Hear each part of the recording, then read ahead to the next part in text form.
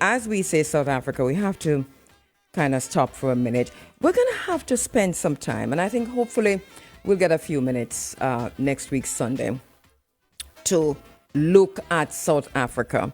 The languages around South Africa and what's happening in South Africa is colonial language. It is a language of the enslaver. There is something happening globally across the world, and I'm not saying that what's happening in South Africa is right, but there's something happening globally around the world. In Tunisia, there are demonstrations. Tunisia is on the continent of Africa. It's North Africa. There are demonstrations at government agencies against immigration, against foreigners. In Ireland, they are burning the street. They're burning buildings. They are revolting. They are literally, it's riot, it is chaos in Ireland. And they're doing this on the backside, yes, of an attempted murder. But they have turned that into a riot against foreigners. And this has been going on for days and days and days. In the UK, since 2024, beyond 2024, but it ramped up in 24, 25, it became worse. They have been leading massive demonstrations. You can't turn on the radio, the television, or even go on social media. UK, what's coming out of the UK is anti-immigrant. They're literally, the other day they were burning the streets just a few months ago in the UK. They were burning in the streets. They were attacking people on the road. They were rioting against foreigners. And they are doing that to this day. Maybe not the burning so much in England, but definitely the rhetoric. And just listen to Prime Minister's Question Time. Listen to Kemi Badenoch, for example. And just have a look at what's happening generally across the world. The UK, and if you're watching on, thank you so much for finding that story there and putting that up first, Peter, because this is good. What does it say? It says 8 arrests. This is where. Go down. Let me see the headline again, Peter. Okay. Oh, you're gone up. All right. So basically, across the world, there is, over the last 3 years, a ramping up of anti-immigrant protests and violence in Europe, on the continent of Africa. In the United States, they have gone beyond that because they have written something called Project 2025. And they have unleashed Project 2025. And written within the U.S. policy right now is an anti-immigrant, anti-foreigner policy. We cannot. That is phenomenal, even to the extent that we see that now impacting the World Cup, where Omar Aitan, for example, of Somalia has been turned back, where we're hearing that Ghanaians have been turned back, where coaches have been turned back. And this morning I'm reading that Canada has now joined that, where they have turned back a Ghanaian player. You know, so the anti-immigrant sentiment, the demonstrations and the protests and the killings, that's happening across the world. The same players are behind it. Do not be deceived. The very same players are behind these global anti-immigrant protests that we're seeing across the world. The very same few white supremacists are behind it. Now listen. The Daily Mail, which I don't like to quote in this forum, they've got a lead story that they've been holding as a lead story from yesterday, and even this morning I woke up, I saw that. I'm not quite sure if it is still there, where they are showing that they are members of a political party. Can't remember which one, but that they are attending white supremacist events. These white supremacist events are based in anti-foreigner sentiments, anti-immigrant sentiments. But how the media works, and I don't have enough time to talk about it now, but I'm going to say something. We have to understand how media works, right? Media works in this way. Those who own the media control the narrative. Those who control the narrative control the action, control how people think, control what you see, what you hear, and what you think, and hence your behavior and your responses to things. You have to be very careful when you are consuming media. And this is why we talk about media literacy, understanding the power behind media. The power behind media is simple. It is who owns the media, who own the media. Now, global media is owned by about 4 people, and the largest owner is a Murdoch empire, Rupert Murdoch, who is out of Australia, but owns, I think that the series Succession is loosely based on his life. So the Murdoch empire owns most of the media, global media that you consume. And I don't even know why I'm gone off on a tangent. I promise you that I'll come back to talk about media ownership, because I want to just make a statement about South Africa. What media is doing, led by the very same white supremacists in the background, is about to take over spaces and places. That's media ownership. You think politics is the only thing that is ensuring that places and spaces are taken over? No, it is a conglomerate that includes the media, a cabal that includes the media. So we have, there is a takeover of South Africa that is underway. South Africa is going back apartheid. We can stop it, but we're not about to stop it, because there's something that Africa is doing. Africa and African people have bought into the media and the white supremacists and the globalists and the technocrats' plan to separate South Africa from the rest of the continent of Africa. But first, they have to drive out all other Africans, continental Africans from South Africa. They are succeeding in that. Ghana take out 300, this one take out 200, that one take out 500. And they're doing it because the media is telling you that something is happening in South Africa called xenophobia. What did we say the meaning of xenophobia is? What is the meaning of xenophobia? Look it up, man. What's the meaning of xenophobia? It is ultimately a fear of foreigners. But only when that fear, or what appears to be that fear, appears in South Africa does it become xenophobia. What Donald Trump is doing is not a fear of foreigners, is it? Is it? What is happening in the UK, that's not a fear of foreigners, is it? If you ask me right now to be honest about which country is showing the most vitriolic, the most sustained, the cruelest form of a fear of foreigners, which is xenophobia, I can answer you. It is the UK. And right after that, it is the US.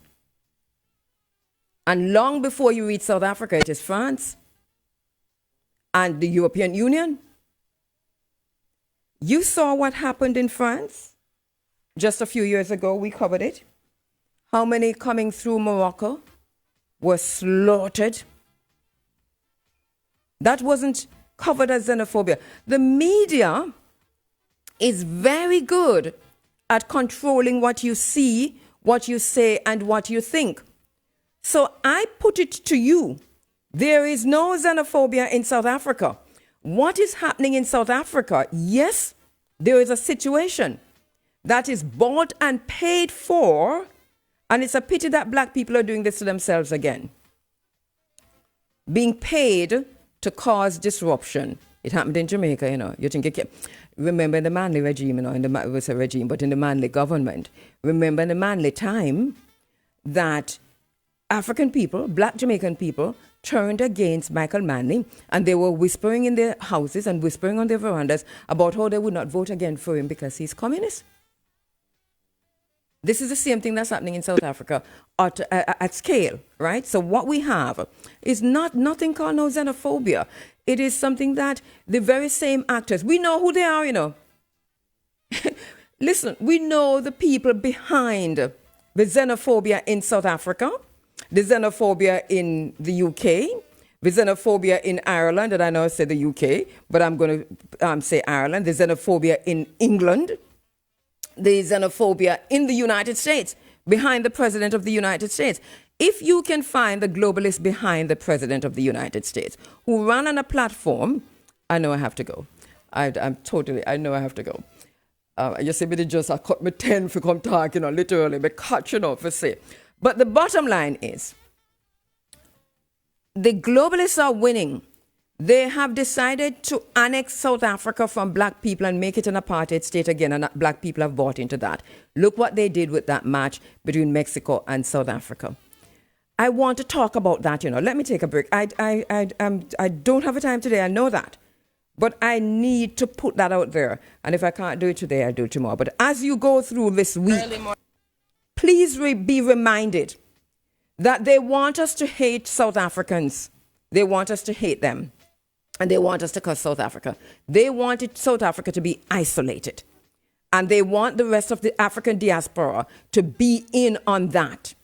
And they control the media. So they are ensuring that this is where we're going. Uno, stop the foolishness in the name of the ancestors. Stop the foolishness. Let me to speak with our very special guest, our first guest this morning. My colleague, my brother, and my friend is Roger Hasfall. And I think Roger is ready and waiting on Zoom. He's not in studio, but I think we've got him on Zoom. Morning, Roger, you there? All right, so we're going to be talking to Roger in a little while about what's happening in the World Cup. But specifically, we're going to be looking at the African teams in the World Cup right now. But what a time, because FIFA World Cup, as you know, it kicked off last Thursday, June 11. And it really is a metaphorical mirror for the chaos that is happening in the world right now. And on the backside and within the confusion of World War III, it is playing out as part of the chaos itself. And Gianni Infantino, who is the head of FIFA, president of FIFA, is an interesting character. We spoke about him a few months ago, actually, because he had gone to Mar-a-Lago. And there was a big party at Mar-a-Lago that Infantino attended, that FIFA, as FIFA president, with Donald Trump's sons, and so many of the MAGA technocracy crew. And it was an investment seminar of function of sort. And they created a whole financial system in Mar-a-Lago. And FIFA was a part of that. But interestingly, Gianni Infantino was a part of that. And we said at the time that is the kind of conflict of interest that at some point FIFA is going to have to answer to its relationship with MAGA, not with the Republican Party generally speaking, but with MAGA, and also with the Trump faction, Donald Trump and his sons and so on. And then he's going to probably, I think at some point, has to answer for his presence at that event at Mar-a-Lago. But anyway, I think we're joined by Roger Hasfall. Hey, Raj, I'm seeing you. Morning, how you doing? Morning. Good morning, Kabu. Good morning, everyone. Right, thank you for getting up. I see you in your colors, man. Look at you. It looks. if I'm not, is that Brazil? That's Brazil, isn't it? But no, not at Brazil? all. Oh, really? This is actually, I am not one of those fanatics. During World Cup time, I like to wear my own national colors. You understand? Although I am a supporter of a particular team from my boy. Mm-hmm. Which team is that? You can't say which team is that? I say it on the Africa Forum. I always loved how Argentina plays football, especially from Diego Maradona days, from my boy. So I just love how them play football. Now that we understand the politics. Yeah, well, I am not even going down there because I know people have them issues with Argentina and their ethnic cleansing with black people down there and so. But when it comes to football, it's football me love to watch. You understand? Mm-hmm. But Roger, on that point, and this is a very good point. So you're saying that you wear your Jamaica colors. So this is Jamaica I'm looking at, but that the color not the Jamaica flag we have on. So Brazil that. No, the Jamaica flag. Which gold? A yellow. no, give me a break, board gold. But anyway, welcome, Yeah, Jamaica, yeah, man. Jamaican. Good It's to good. be here. Yes, And of course, I mean, we always have our sentimental attachments to our motherland, Africa. of course, You of understand? course. And I went from Cameroon days. When Cameroon made their debut in 1982 and how they Yes, performed well, yes. 1990 as well. Roger Miller and coming down the line. They are not here this year, unfortunately. So we have 10 African teams. Wow, and that's a record. So I don't know. They keep telling us that's a record. Yes, 10 of them But this time around. before we go to the African teams, last night quickly the especially the IT Scotland match. I know that coming on. I didn't watch it, right, because I had to be up Yeah. early this morning. But just looking on social media this morning, there seemed to be a lot of angst. People are saying that there was bad refereeing and IT was.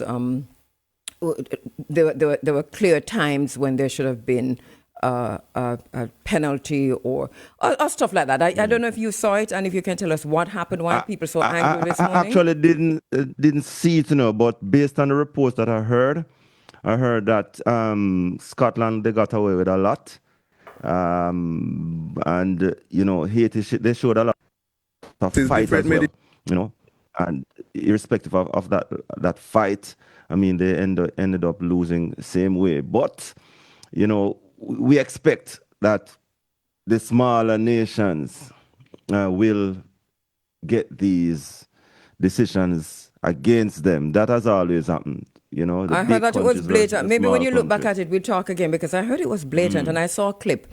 So there's a clip of one of the players, the Haitian players, being literally dragged, held on to, held back literally. His hands, it to me, I mean, that's and I'm a Wagonist in this space. It's so even for us Waganists, we take them things very hard, and especially when it's IT, because anyway. Yes. So we saw that. For real. Yeah. There's a whole lot with the football, and a lot of it with the World Cup, and a lot of it has impacted the African teams. So let us start there. First of all, look at the teams and give me an idea, Roger, of your own thinking in terms of how they are impacted politically, first of all, in terms of the immigration issues and any other issues that are out there before we talk about their... Well, we have seen the continuous hatred, racism, xenophobia, ethnic hatred against black people, and it is so evident before the World Cup, and even during this World Cup, we are seeing where Canada have refused our party's entry because party he's supposed to go to court because of some rape allegations against him. And these are allegations, and let us say these are allegations. Right. And he has denied, and we have seen it before where African players who come to England, these things blow up against them, and then they are found not guilty, and them whole career mash up, and this could be a similar case again. But Canada has denied him entry, and before that, a man from the Somali referee, who was Africa's top referee, the top referee in Africa from Somalia. He was fly all the way across the Atlantic, stop in in Miami, deny him entry, send him back. Send him to Turkey. Turkey. Yes. Right. And now they're telling us about he's with UEFA. I mean, what does Senegal, when they entered into the States, as they step off the plane, them have them canine dogs and them search them. It's such a disgrace. Last World Cup in Qatar, somebody showed the difference between what happened in Qatar and what happened in the New. When teams were welcome in Qatar, including the United States, they got red carpet as them come off of the plane. I mean, luxury buses meet them. I mean, but the xenophobia against African teams in the US and and Canada, overwhelming. Hang on there, Roger. Let me take a quick break. Pay Uncle $1 down per 18 to 48 months credit over Lucky Dollar for furniture, appliance, and smart TVs. The time by Lucky Dollar is now 6:45. Roger Hasfall is with us. We're looking at the World Cup, FIFA World Cup 2026, a record of 10 African teams in the World Cup this year. And, the treatment of African teams by the United States, by Canada, and by FIFA, because FIFA has been wishy-washy. They are complicit. They are complicit. Yeah. They are complicit. And it's such a shame. And I can tell you, that this current FIFA president, mark my word, today, you seen another, you remember that big FIFA scandal a couple of years ago? Yes. That brought down people like Warner and Sepp Blatter and Chuck Blazer. We could see something worse happening with this FIFA leadership in a couple of years. Every time I put in his name in like I'm typing his name for any reason, but I'm texting, or the autocorrect changes it to infanticide, and I just leave it. Yes. It's just an aside. But I'm marking your words, Roger, the point you make just now about FIFA. A question then that I need to ask you, Roger, is with all of that happening, record 10 African teams, and we're looking at what it's called the Global South, which includes so much more than just African countries. Wouldn't it make sense at some point, and I suppose it's a conversation to be had on the backside of this, for this Asia, Africa, the same BRICS of amalgamation, to have its own World Cup, and not just its own World Cup, but to have a governing body that develop their own governing body and exhort FIFA out of this? Why is it so difficult to kick FIFA aside when they are, these countries are more than Europe and the United States? Because FIFA is really Europe and the United States in terms of their governance and their management of in the interest of Europe and the United States, and not necessarily the so-called Global South. It could happen. However, to break away from FIFA at this stage is almost difficult in terms of if you want to be recognized as a global, participant in football. However, we have seen, competitions, events that have broken away, but them call them rebel and these kind of things. Well, let the rebel in you touch a rebel in me. It can happen, but it's difficult. I hear the point you're making. We just never know that in the future, maybe And Roger, I'm talking about the future. These things will have to happen. Roger, I'm talking about the future, and I'm not talking about right now, because obviously after what we've seen right now, because all right, so FIFA has come under a lot of pressure over the years from the scandal. They bounced back from the scandal, but would you, because you've been watching World Cup, would you, and not just World Cup, but FIFA generally, would you say that this is a defining moment for FIFA in terms of its relationship, its ongoing relationship with other countries from Asia, Africa, Latin America, non-European countries, which are more than Europe and the United States? It should have been a defining moment in a good way, based on the way how FIFA has evolved since the scandal. But what we have seen now is that they are so complicit in terms of what is happening. The defining moment has gone south, has gone negative, in the negative.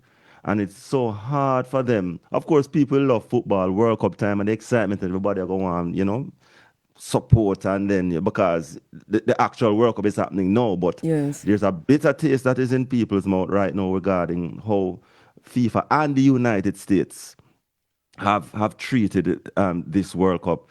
And I don't know, but there's a lot of soul searching that will be needed after this World Cup as to how who they award, to host World Cups such as this, because based on we have seen it happening, over the past couple of years, where it was a mistake to have brought the World Cup to the United States.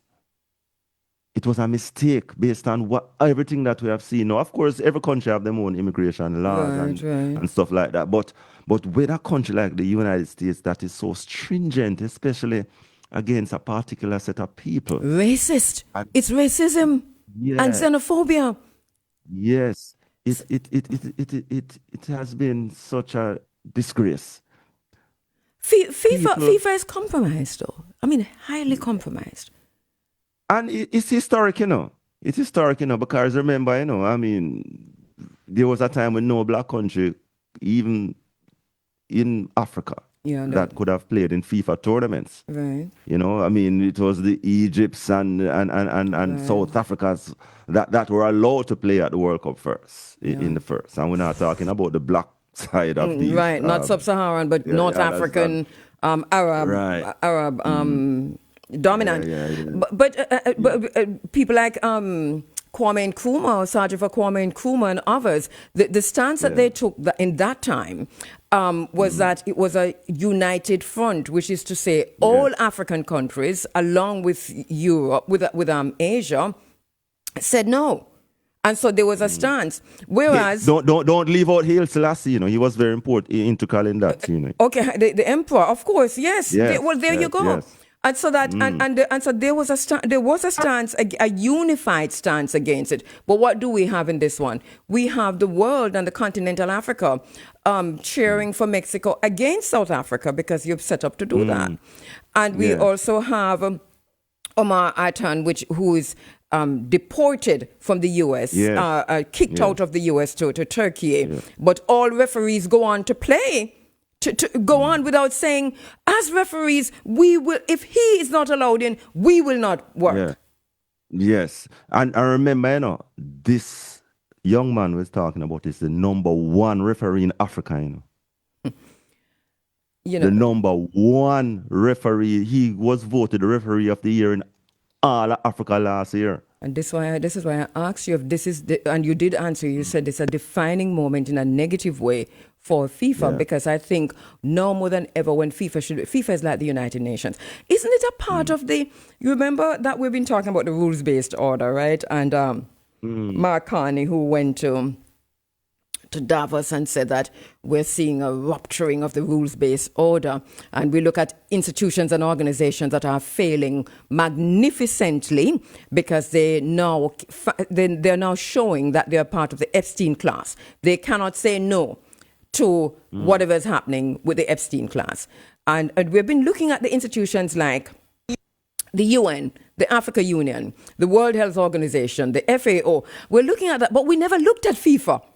But FIFA is also part of this Epstein class, which is, to what extent do you think, Roger, that FIFA is part of the Epstein class, but also is part of this rupturing of the rules-based order that Mark Carney referred to at Davos? And it, based on what happened in FIFA a couple of years ago, we all thought that they would have moved away from that, whether it's perceived or not. We all thought that it would have been moving away in a direction that, because remember, FIFA, they have this stance about no against racism. They have banners all over the place. They have a thing with them say, cross your hand like this, yeah? Yes, but it's just talk. It's just talk. It's just put that in the front to make it look like they are doing, but they are doing absolutely nothing. So of course, them complicit with all the way you just said a while ago. Is it Epstein class? Is it Epstein class? Roger, you and I have been looking at this, and this whole Epstein thing, and I think both of us had to literally just ease it off for the sake of our I know someone really ease it off. I mean, it ease it off like that, because. Make it serious. Make it serious. I understand. I understand what you mean because I think it's the same for me. But publicly, we haven't been commenting on it a whole lot. All right, so there is that, Roger. And then to one other thing on FIFA is that what happened with IT also with the jerseys with the kit. That your FIFA 2 or 3 days before the World Cup you demand that they change their jerseys. I mean, Yes. how did that Yeah. happen?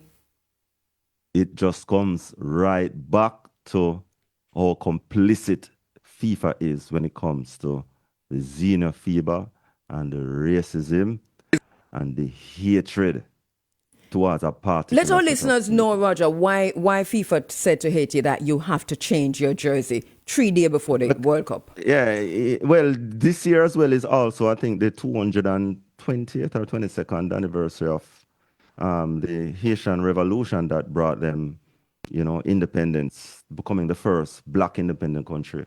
And they had a symbol, a symbol, not even that big, but, just in celebration of that.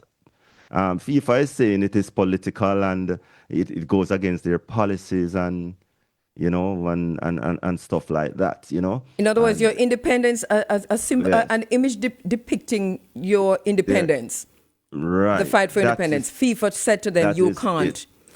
This is coming from the US, This is a request. I guarantee you. I bet you anything this is a request from the United States.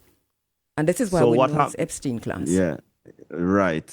Definitely. I am not. I would not be surprised if that is absolutely the case. Because remember, he just come full circle, turn against Haiti again. Because what Haiti did then to become the first black independent country of the world, they are suffering for it up to this day. Up to this day, up And to last night. this is just another chapter in that. Well, I'm proud to see that I'm accidentally wearing my Asian colors. I'm just looking at the screen when you put up when you put up the images there, Yeah. the content Yeah. there, Peter. I recognize that I'm in my blue and red. Well, welcome. All right, but Roger, because we have just. But I'm wondering, quickly. I'm wondering if this was a logo of Haiti, because this could easily be a logo of Haiti, I like similar to our coat of arms or something like that. I'm wondering how it they represents would have made. the very last battle in the Yeah. fight for independence. That's it Yes. depicts the scene of the very last battle. Like how we'd have say, well anyway, let me leave that little. Roger, because we have just a few Yeah. minutes. Let us quickly look Yeah. at I'm giving you this 3 minutes. Quickly, take me through the teams, the African teams.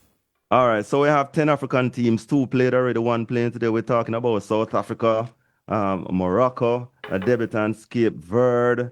We're talking about countries like Algeria, DR Congo, Egypt, Ghana, Ivory Coast, Senegal, yeah. Senegal, and Tunisia. Those are the teams. You hear the noise. Yeah. You hear the noise in the background. It's Peter when they said Ivory Coast in there, but boop boop. Look here. But anyway, we respect that he's carrying Ivory Coast to the end. Oh, yeah. Yes. Well, Ivory Coast, speaking about them, they are possibly one of the dark horses this year in a serious way. They have a number of players at the peak of their game, all playing in Europe. And they had a wonderful result against France in their final warm-up game, leading into the World Cup. They also are the youngest on average team this year, 25 years at 310. So they are very ripe in terms of, energy and stuff like that. They have the Bundesliga Rookie of the Year. They have the youngster from Manchester United, Ahmad Diallo. They have 8 victories heading into the World Cup and looking very good. One of the teams that is a dark horse this year that can go very far. Their opponents, Germany, Ecuador, and Curacao. They play Ecuador today, so we're looking forward to that. All right. What about Senegal, which is a team that I'm carrying? Senegal is another of those African teams that is very strong. Largely drawn from Europe's elite league. In fact, outside of, I think, Argentina, they have the most European-based players in their squad, up to 20. And of course, they are waiting on a court of arbitration for sport a ruling, because the African was taken away from them, in the African boardroom. But they enter here, strength. They can overwhelm opponents. They are very strong. They have a lot of attacking weapons. We're talking about people like Nicholas Jackson, Sadio Mane. We can go on and on. The evergreen captain Guy. one of, 10 African players would have completed 900 minutes entering into this World Cup. We're talking about the centre back, Kulabi. He plays in Italy. Very strong Senegal team. They also could go very far. They play France, they play Norway, and they play Iraq in their group. All right, let me just ask my next guests who are coming on just to give us a 5 minutes, please. So Kamau Kambui and the Chief Petty Officer Jason J. Lewis, who are my next guests coming up to talk about Africa Town. Can you just give us 5 minutes while I wrap with Roger? All right, Roger, so take us through the other teams quickly. All right. As it's a minute after 7, by the way. Yes, go ahead. Sorry. Yeah, we saw South Africa in their opening game against Mexico. I mean, one of the problems for South Africa on the field now is that they have difficulties in adapting to conditions outside of South Africa or outside the African continent. And it was evident, in that opening game against Mexico. Bafana, they were high on confidence heading into the World Cup. But they weren't confident. Having difficulty. They weren't having confident. Difficulties in terms of having difficulties in terms of playing outside Africa and African continent. It's gonna come back on. But Roger, I don't think that's not it though. It's a global angst and the world that was set against South Africa before they went in, because you could see them. No, I'm talking about on the field now. On the field, me attack. On the field, me attack. No, man, generally still them not play well outside of South Africa, and I don't know why. But you could see from the anthem that these people were well, anyway, we talk about that another. But I think what didn't help. Okay, yes, but what didn't help was that the world was cheering for Mexico, including the continent of Africa and the African diaspora. And they knew that. Yeah. They knew that. Well, maybe, I mean, if you look deeper into it, we can say maybe that's one of the reasons why they feel so unwelcome everywhere they go. Yes. They have difficulty in terms of, playing outside of South Africa. And that's generally it. Yeah. Morocco, we saw, leave Morocco alone. Yeah, the fact is that we have Algeria, we have Morocco, and we have Tunisia as the Arab countries. Out of Africa. These are African countries, man. We can call them Arab countries. They say Morocco want us to think them Arab dominant because the team even looked that way. But how Tunisia looked to you? Tunisia. How Tunisia looked to you? Tunisia, they open today. They open today. They don't play us yet. All right. My sister is there, so I mean, if you call her for ask her, they walk on. But so generally the teams that you think will go through. And let us quickly, because since we get those out of the way, we have the Cape Verde Islands, making their debut. Yes. Not expected to go very far. They open against Spain, and that is coming up. Yeah. And they got out giants, Cameroon. Let us remember that be known that Cape Verde Islands, they were the one who got out Cameroon, all-time African #1 team in at the World Cup. They are Congo, of course. They had a playoff against Jamaica. They won, and their super fan Mikel Kula Umbalinga. Patrice Lumumba in this time. Patrice Lumumba in this time. In fact, based on a request from the team, he is traveling as part of the official party. Yeah. Roger, let me take a minute. Let me take half a minute because this is the Africa Forum, just to let our listeners know that this super fan that you see standing at all of the games, that he is very, very clear on why he's standing. He's standing to remind the world of Patrice Lumumba. Exactly. He's standing to remind the world of Patrice Lumumba. Do not forget that while we talk about this man who's standing. Go ahead, Roger. Right. Yeah. Yes. So he is part of the official DR Congo delegation. They are strong in mental resilience, swift counter-attacking team, 7 national regular players. They played in Rio, but they didn't have much game time generally this year. They are strong in mental resilience. That is a fact. So we'll have to just wait and see how they will factor in this World Cup. But as we mentioned, they were the ones that got out Jamaica in that playoff final game to go to the World Cup. Roger, we have to wrap. They are Congo. Egypt is there, Salah and Marmoush. Mohamed Salah. That's another team from, and then Ghana, Black Stars. What can we say about them? They are They are back at the World Cup. This is their 5th World Cup, all within the 21st century. A good team. Antoine Semenyo of Manchester City, he's there, and looking good. Carlos Queiroz, I mean, he's the factor for Ghana, their coach.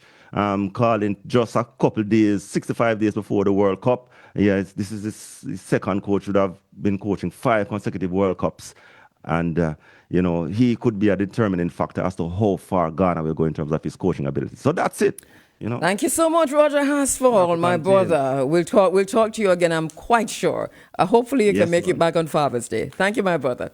All right, Mom. All right. Care. You see him laugh and just say, all right. Appreciate it all the time. Yeah, Roger Hasfall there. All right, a lot to talk about the World Cup. We go quickly now. Thank you, Roger. To our next very special guests, we're looking at Kabu, who is a registered architect with over 36 years of experience in Jamaica, Guyana, and the United States.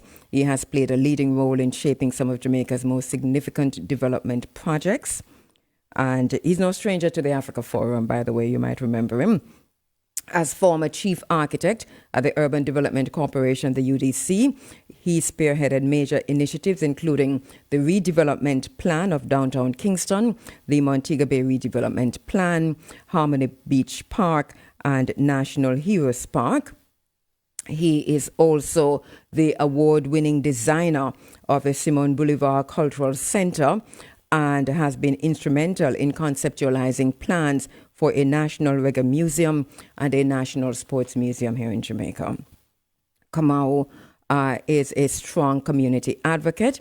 He has served in several leadership roles, including chairman of the Hero Circle Government Campus Development Committee and a member of the UNESCO Kingston Creative Music City Committee.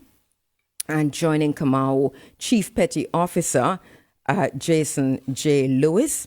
Navy Counselor, Petty Officer Jason Lewis, is a native of Africatown, Alabama, in the United States Navy. He served in the United States Navy for over 20 years after enlisting in 1998. Throughout his distinguished military career, he earned numerous awards and commendations, served in leadership roles across the United States and overseas, and was consistently recognized for excellence in performance, training, and recruiting. Following his retirement from the Navy, Chief Lewis returned to Africatown, which we're going to be talking about today, with a passion for community development and preserving the area's rich history. He's a founder of VETS, Visualize Everyone That Serves, which is also a non-profit organization focused on youth and community empowerment. He also works closely with the Clotilda Descendants Association and other organizations to share the story of Africatown with visitors from around the world. Chief Lewis is a dedicated community leader, entrepreneur, husband, and proud father of 4 children. And they join me online. Kamau Kambui and Chief Petty Officer Jason Lewis. Morning. Good morning. Greetings. Thank you so much for joining us. How are you doing, my brother? Fine, thank you. Right. Good to have you. Good to see you.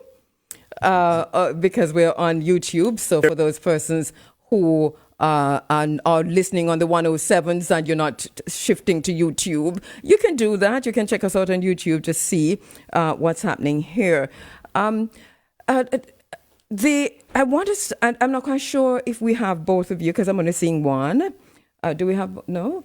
All right. So let me start then by looking at just a background into what has led us here when we talk about Africatown. And we're going to start with the bet, if you will, because this is an interesting situation that in 1860, an enslaver, a white racist enslaver, made a bet. And that was after slavery or the trade for the United States at least had ended, the trade in enslaved Africans, that he made a bet that he could carry from Africa a shipload of enslaved Africans, a slaver. Talk us through that, please. Oh, you're asking me? Yes, we want to start there. Okay, yes. Yes, yes. Yes, they made a bet that they could go to Africa and purchase Africans. This is after the slave trade ended. So they made a bet amongst themselves. They got a ship's captain and a ship to make the journey and actually went to Benin and tried to purchase, I think, about 130, but the British naval vessels were on patrol, so they actually only got 110 and made a hasty retreat back to the US. In entering the US waters, they encountered the US naval forces because it was an international, slavery was abolished. So they actually evaded the US naval ships and entered the Mobile River and actually took off the cargo, for lack of a better term, Talking and about then Africans, right? Africans, 110 yes, Africans, yes, yeah. and actually they burnt the ship in the river, and they divided the cargo. They enslaved persons, or they kidnapped persons actually amongst themselves. Uh, 30 of those persons, 30 or 33 of those persons went to Mayor, who was the instigator of the adventure. And so they were enslaved on his plantation for about 5 years until after the Civil War. I think the the slavery was abolished in the US. And in the South, as you know, it was delayed in terms of information getting to the person. This is how you get the Juneteenth uh, holiday. Holiday And celebrations. so they were enslaved for 5 years on Mayor's plantation You know what? until they were. Come on, my brother. One of the things that I've been doing, and I tend to do this looking at events as they unfold globally, over the years. And for our listeners to understand this, because when I said this to my daughter, it really sunk in for her, and she is doing A levels now. That basically, with the time frame we're looking at when all of this unfolded, 1860, we're talking about 5 years before the Morant Bay War or the Morant Bay Rebellion here in Jamaica. That is to put it in context for our listeners to understand the time we're thinking about. 2019. All right.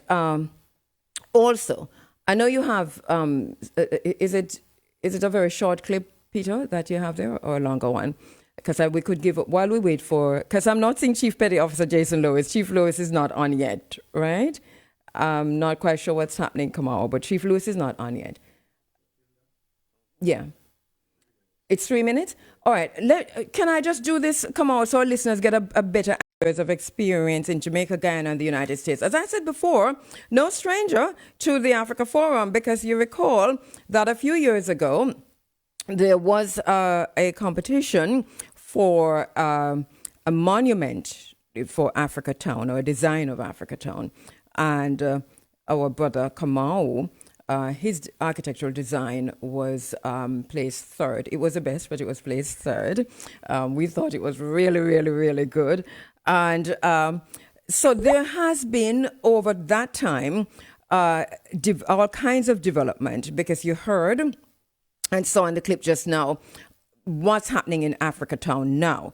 So let me ask you, Kamal, because we still haven't linked with our Chief Petty Officer, who is Jason Lewis, who is doing great work in Africa Town, I know. So what can you tell us about Africa Town today? Because here you had 110 Africans kidnapped, taken to the United States. I think we might have Chief Petty Officer Jason Lewis, Chief Jason Lewis on. Chief Lewis, are you there? No. All right. What can you tell us about Africa Town today, my brother Kamau? What's happening in Africa Town today?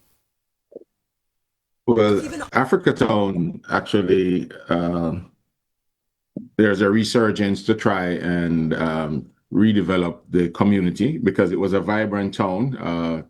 Kojo Lewis had actually bought land from Mahir to build a town for themselves, which they did, and it was a very thriving town until industry actually affected it. Train lines, factories, and so it has impacted the health of the residents.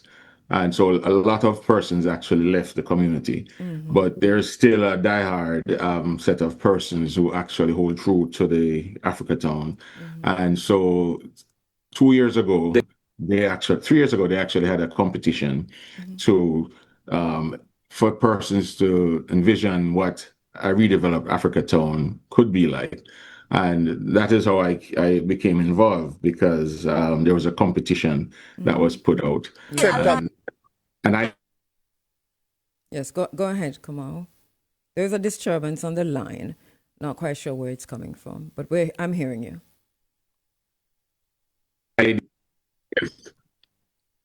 All right. So basically, it's a very large project competition, and it was 4 parts, and each part actually had 4 subparts. And I only discovered the competition 2 months before. It's been out like 2 years before, and so we only had 2 months to prepare, and so we submitted. And fortunately, we gained third place in a particular section of the that. Imagine And so that was part of the wider plan that the authorities had for the redevelopment of Africa Town, because as you said, a booming what our ancestors did, who were on the Clotilda, and we must remember the name of that slaver that was burnt. What they did once in 1865 was to buy land back from the enslavers, because they wouldn't even give them land. They had to purchase land back from the enslavers and to develop that land into a booming, thriving town that they called Africa Town. But over time, it fell into disrepair. And it's interesting because the story of, you mentioned Cudjoe Lewis, the stories of those of the 110 who were kidnapped, well documented, very well documented. So there's a lot that is known. And now there is a plan to develop. How far are they with that development process in terms of where Africa Town is going? And what is your own personal involvement in that? Okay. Well, I must tell you that the actual ship, the remnants of the ship was actually discovered about 4 years ago, which is what really gave power to this whole idea of redeveloping Africa Town. So the parts of the ship are actually in a museum, a welcome center that was built, and that's in the middle of Africa Town. And so what the idea is for other development projects to actually come on board to redevelop and revitalize that area. Yeah. There are issues, as I said, there are environmental issues in terms of toxic material that are shipped by train to the ports. But they're actually strong about redeveloping. My involvement with Jason Lewis, I met him when we went to the award show in Mobile, and yes, so we kind of connected, and he gave me a tour, a personal tour, because he has a company in Mobile, a tour company for Africa Town, right? And so he showed me, and it was really, really great, and we developed a friendship from that. And he personally has plans to develop 2 properties in Africa Town, and which I did for him. We developed his concept, his ideas to develop one. It's the memory of the Homie, Warriors of the Homie, where he celebrates the Haitian Revolution, the Maroons in Jamaica, and all of that. And then the other one is Gardens of Africa. And so that's how he personally plans to spearhead that revitalization. We'd like to talk to him about that. And I know that we're trying to get him. Peter, what can you tell us what's happening? We're not getting through. All right. So we're trying to, even if we don't get him today, we'll definitely, because I have been communicating with him, and you know that he committed to be on, Yes. and we've been in constant communication up to this point. So I'm not quite sure what is happening, but we'll definitely get him, if not today, then Yes. in very short order. But come on, I mean, you have done enough work within your own personal perspective and as an architect in Africa Town, and just looking at it, because you were the one, and I need our listeners to understand this, that we didn't know about Africa Town until you reached out to me. And when was it? 2-3 years ago, 4 years ago? Yes. Yes. That you reached out and told me about 23, Africa yes. Town, and also about the Clotilda. And it's interesting because over that time, our knowledge of the Clotilda, our knowledge of Africa Town, which you pointed us to, it's phenomenal in terms of what we've learned and what we can learn from that going forward. But also the amount of information that we have from Africans, continental Africans, who were kidnapped, taken into the United States, and thanks to books from Zora Neale Hurston and from others who have written about the 110 Africans, but also not just written about them, but had conversations with them. What can you tell us about the Africans themselves who built Africa Town, in terms of when they transitioned, when they died? Who are some of the ones that are widely written about? What do we know about Cudger Lewis, for example? Well, Cudger Lewis is the person that Zara Hurston actually interviewed while she was at Howard University back in the day. So that is a book that actually was the nucleus of the whole story of Africa Town. So Cudger Lewis actually, when he was kidnapped, he was a teenager. So he lived to be quite. I think he died In his in 90s or something? Yeah. He lived a long time, yes. and they We'll look it up. not sure if it's the 30s or 40s, but he was interviewed by Zero Yes. Hurston. So his info, yes, his life in the home is actually what spurred on the sole interest. And by Because the he way, was let me able just to interrupt a minute. The book is Zora Neale tell Hurston's how book. he It's got kidnapped yeah, and about the journey across. yes, yeah. And there's also another book called Barracoon, isn't it? Barracoon. But go on. Yes. Yes. I'm seeing the But date here. they have, Chief and I have spoken, and I've actually tried to make a connection between the Maroon Jamaica. I think we're having a little issue. We're talking about an interesting, and this is an understatement, but a phenomenal event that happened in 1860, where enslavers made a bet that they could go into Africa. Mayer was his name, and he was in the lumber business. He made a bet that they could go into Africa, and they could, after slavery was abolished, that they could still go in, kidnap Africans, take them into the United States, and enslave them. And he was a shipbuilder and a lumber person, Mayer. As a matter of fact, even today, his name is, if you Google his name, is one of the billionaires, the multimillionaires, billionaires in Alabama. They still own massive swathes of land. It's one of those families, great families out of Alabama, and great in quotations. And so they made that bet, and he got a captain, Foster. Dahomey, the kingdom of Dahomey, which is today known as Benin, and they kidnapped 110 Africans and took them on that journey in that small slaver, and brought them into Mobile, Alabama. They burnt the ship and sunk it because what they did was illegal, and they recognized that the feds were upon them. They burnt the ship and they sunk it in Mobile, Alabama. And what's interesting about this is that For example, let me tell you quickly the ship's name, because we must remember this. The name of the ship was the Clotilda. And they sunk it. But a few years ago, divers, and it was a journalist, and this is why journalism must not be subjected to just talking in a microphone, reading the news and reporting the news.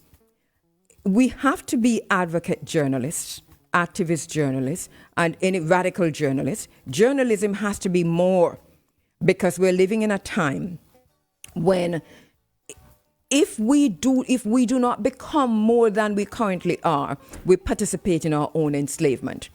So the journalist must begin to see him and herself as more than just a regurgitator of the opinions and the alternative facts of politicians and private sector people. And this is why we're going to spend some time talking about that another time. But it's a journalist who initially found the remains of the Clotilda. Lots of information on the Clotilda. And as a result of the finding of the ship, the slaver, the story began to unfold again. The work of Zora Neale Hurston is phenomenal. You get a book called Barracoon. And as a matter of fact, just look up Zora Neale Hurston.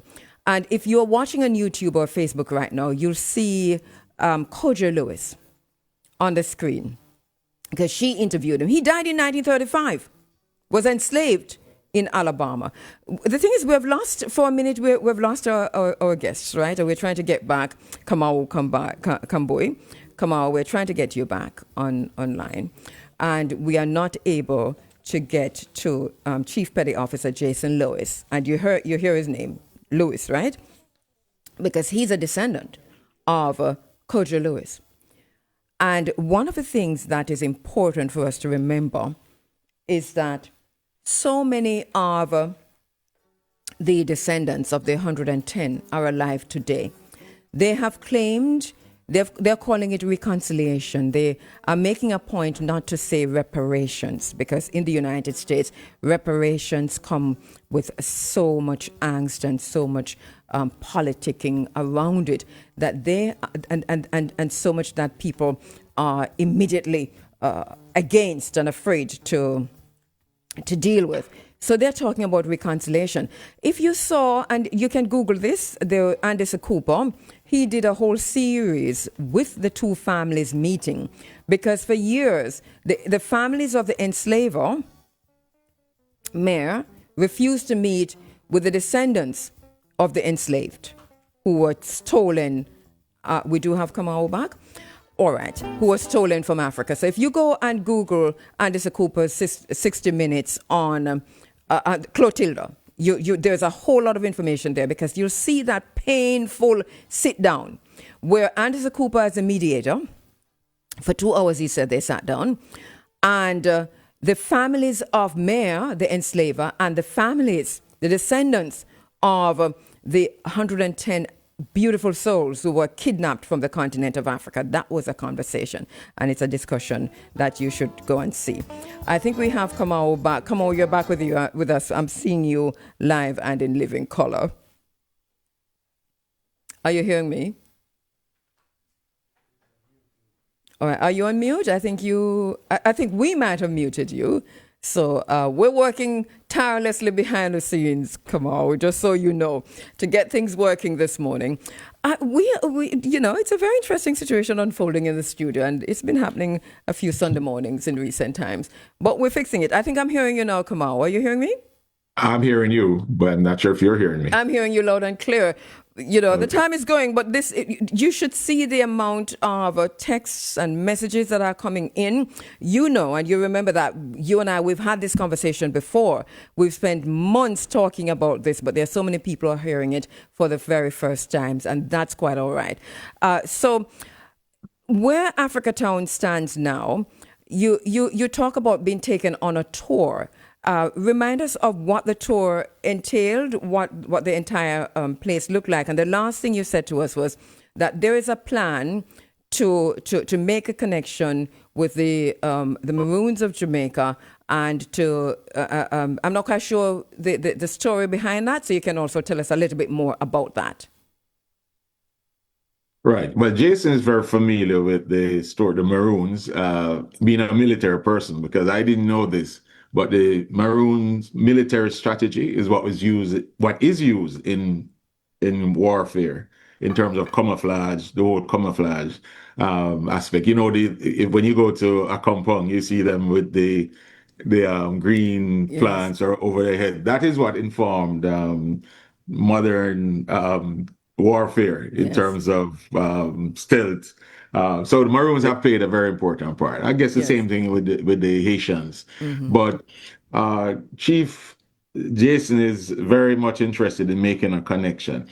But what I did for him is that he had two properties in that community, and I developed a concept to commemorate the whole history and the connection to Africa and Benin in particular. So the home one project is in honor of the warriors of the Dahomey, which actually celebrates the history of Haiti and the Maroons, the struggle, the fight against the British in Jamaica. Yeah. So these two properties are planned to attract tourism and also to provide accommodation, because when I went to Mobile, I was trying to find an Airbnb in Africa Town and couldn't. I had to stay outside Yes. and then travel in. Yeah. So the concept also includes accommodation, so persons could actually stay at these properties Yes. and actually, experience life in Africa Town.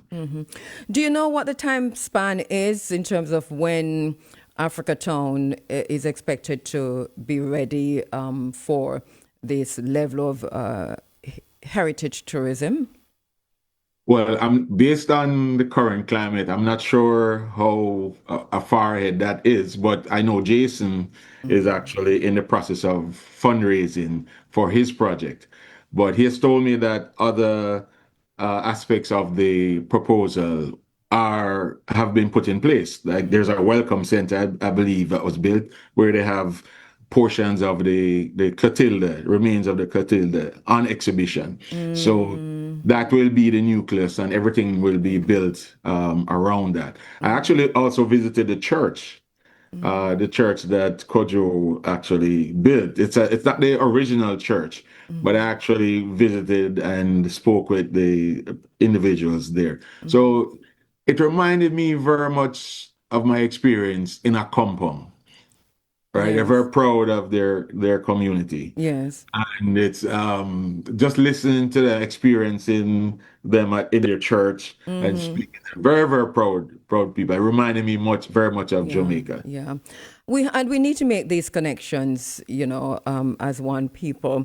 The one of the things that we really want to do, and I've been saying to people, go to Africa Town, especially for those of you who are already in the United States. More difficult for us now to make the trial because a lot of us are not leaving Jamaica to go through the U.S. Customs trap right now. But for those who are making it to the United States and those who are in the United States, go to Africa Town, go to Alabama, make it part of your vacation for those who are having their vacays in the United States.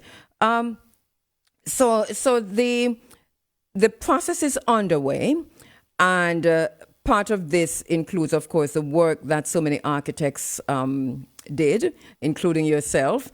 What part, because you were placed third in the competition, what part of your design, if any, will be used in Africa Town?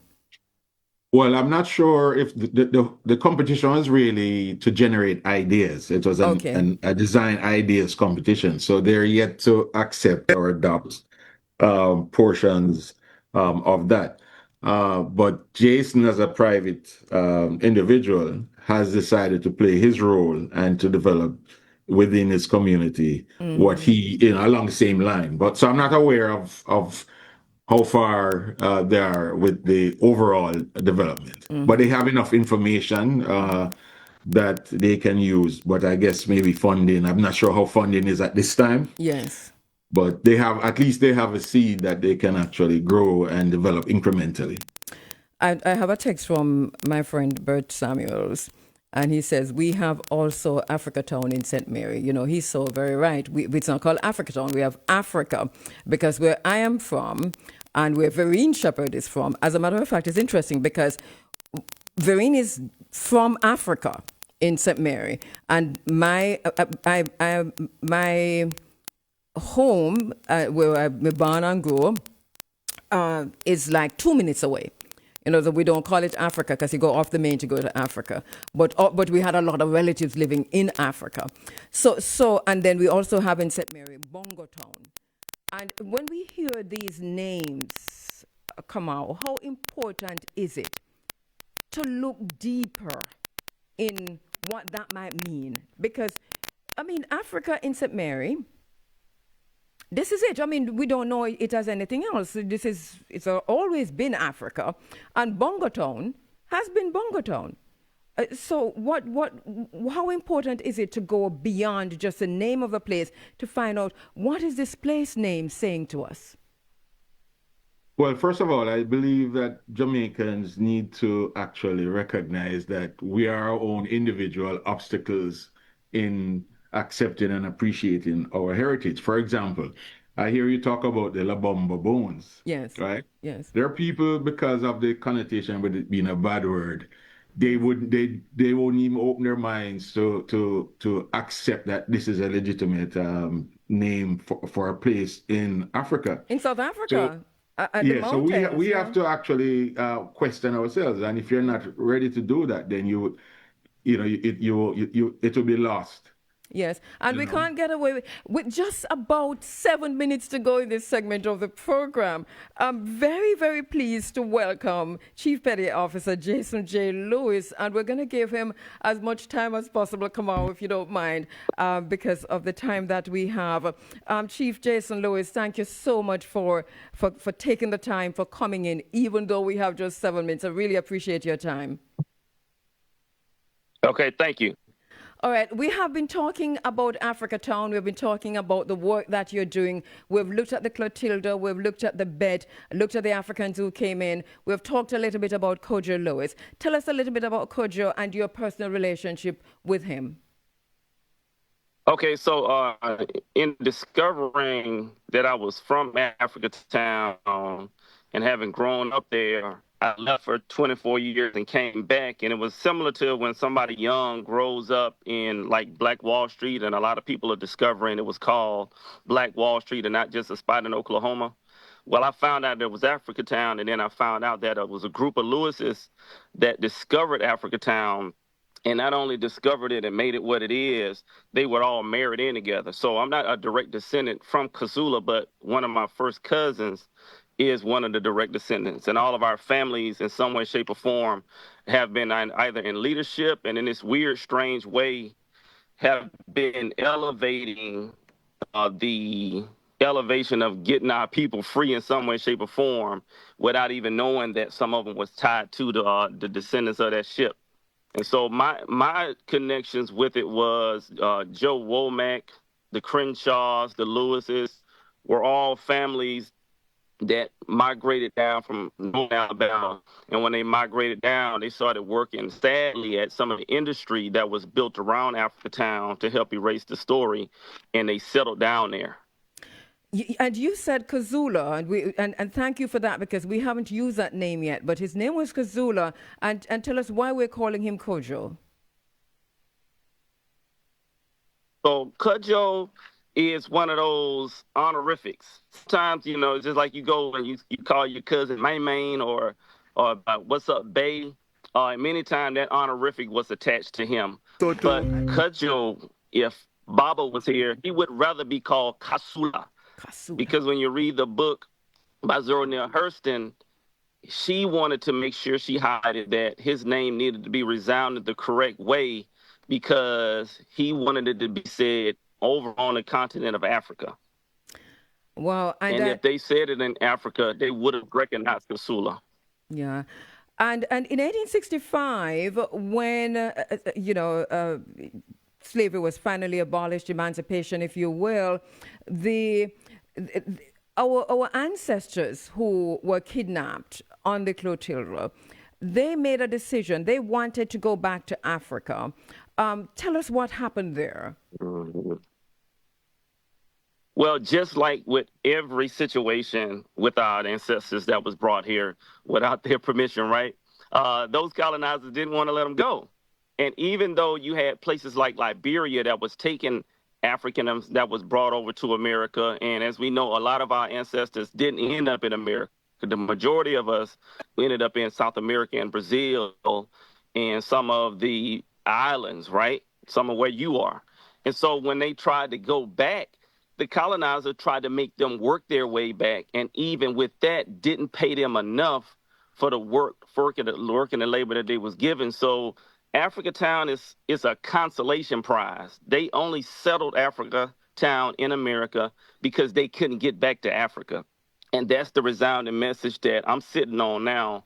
The project that I've been working with Brother K right now on the phone right now is Kambuya and I talk about what does it look like for us to have something that was untouched by the colonizer, Okay, and what would it have looked like Ho- if we went untouched for all those years? hold that thought for me. Let me take a quick break. And Chief Lewis, so what the conversation you're having with our brother Kamau Kambui is, so what would it look like if, the place was untouched by slavery? And then also the project. So talk to us about how that feeds into the project that you're currently working on. Okay, well, beautifully, he gives it to us in a storybook to where we can see what does it look like for us to recreate the best of who we are in these spaces where we have to put up with living around these people, right? And I want to put it like that because we're in a perpetual state of trying to find identity in the architecture, the music, the food, and it always seems like we're carving out of space where no, we actually made all these spaces valued to begin with when we came here. It was just that certain immigrants that came from certain nations got a benefit over us rather than us getting the benefit of building on our own. And so beautifully, we've come up with this design called Africa in America. It's a maroon space, purposely a maroon space that the designs, the textures, and it will at least assimilate, since we have to, in the same way that Little China does. We know what Chinatown is when we say that, right? Yes. People can see it in their imagination. Well, how is it that we built America as Africans in many cases, but we don't have something that we can identify with called Africa Town? We know when we go to New Orleans, we in New Orleans, and the second line and then the music and the food comes from us and the natives. But why don't we have something specifically for Africans? And that's what we've done. And beautifully, this brother, y'all, I'm gonna tell y'all straight up, he's given his time, his expertise. I am not a millionaire. And he's produced millionaire products for what we're doing down here because he believes in what's going on. Mm-hmm. And that's, of course, is our brother Kamau Kamboy, who is online, who, as I said earlier, just before you came on, called us here at IRFM, wrote to us to say that there is Africa Town, and have you heard of the Clotilda? And from that moment on, the knowledge, the knowing has been phenomenal. So we're following this and the project that you're working on. So in terms of where it's at now, the project, what is needed? Where are you? Well, right now we're raising funds to start developing a house that would be a era house. When you walk in, and it's basically you take a tour of the community, and people pay to come out and see that the way they're coming out to pay for the tourism that's coming into the community. That's going to be the economic arm that fuels the larger project, and the project that is going to represent this is what it looks like if you would have left the Maroons alone in and wherever they were, from the Haitian Revolution to Jamaica to the Dismal Swamp to when you go to places like Louisiana and you see spaces that people come and visit. But we want to own the process. We want to own the structure. We want to own the infrastructure. And we want to be able to say that Jamaicans, specifically Jamaicans, are tied to this, because people don't realize that that was a Jamaican that came over that inspired much of the religion behind the Haitian Revolution when they were meeting in Alligator swamps.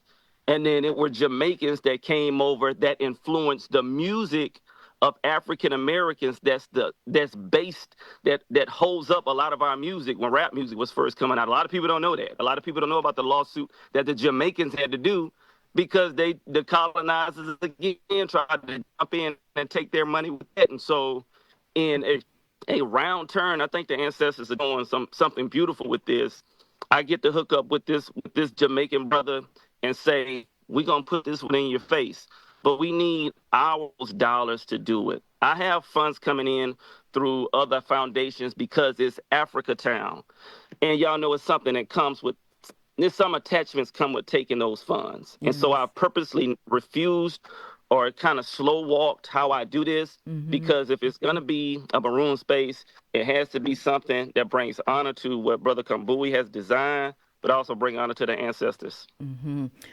And we're looking at a video of you there, just talking about Africa Town, one you sent to us for those who are watching on YouTube, on Facebook, so that I understand exactly what you're saying in terms of the funding and where you take the funding from, because it determines exactly what happens. As Bob Marley says, never let a politician grant you a favor, or they will want to control you forever.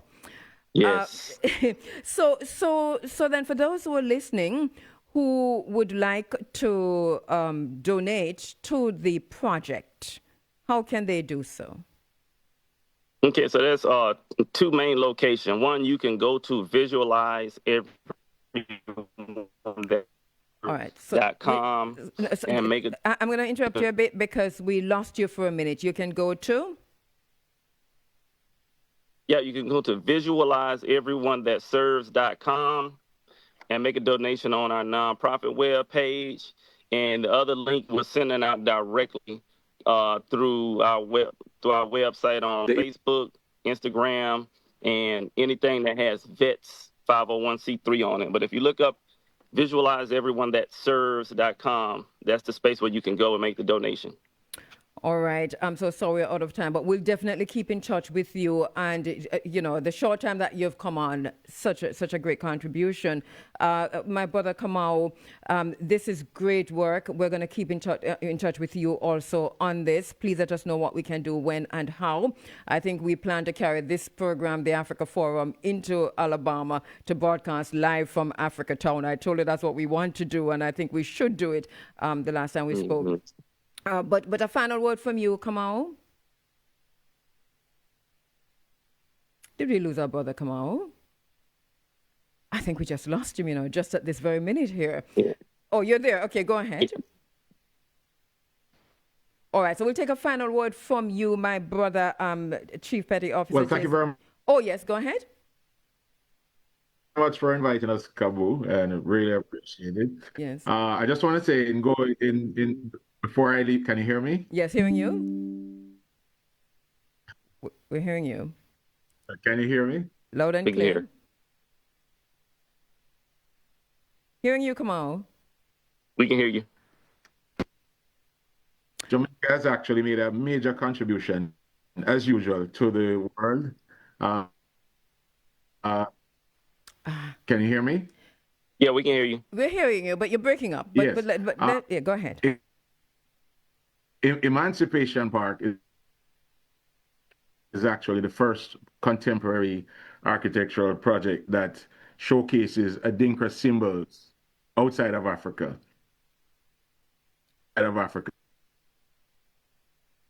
In Jamaica, in Emancipation Park. Right. In New York, there was a project done by the UN, the Slavery Memorial Monument, that was used after Emancipation Park was built. So Jamaica has pride of place in being the first country to actually showcase African Adinkra symbols in architecture, in modern architecture.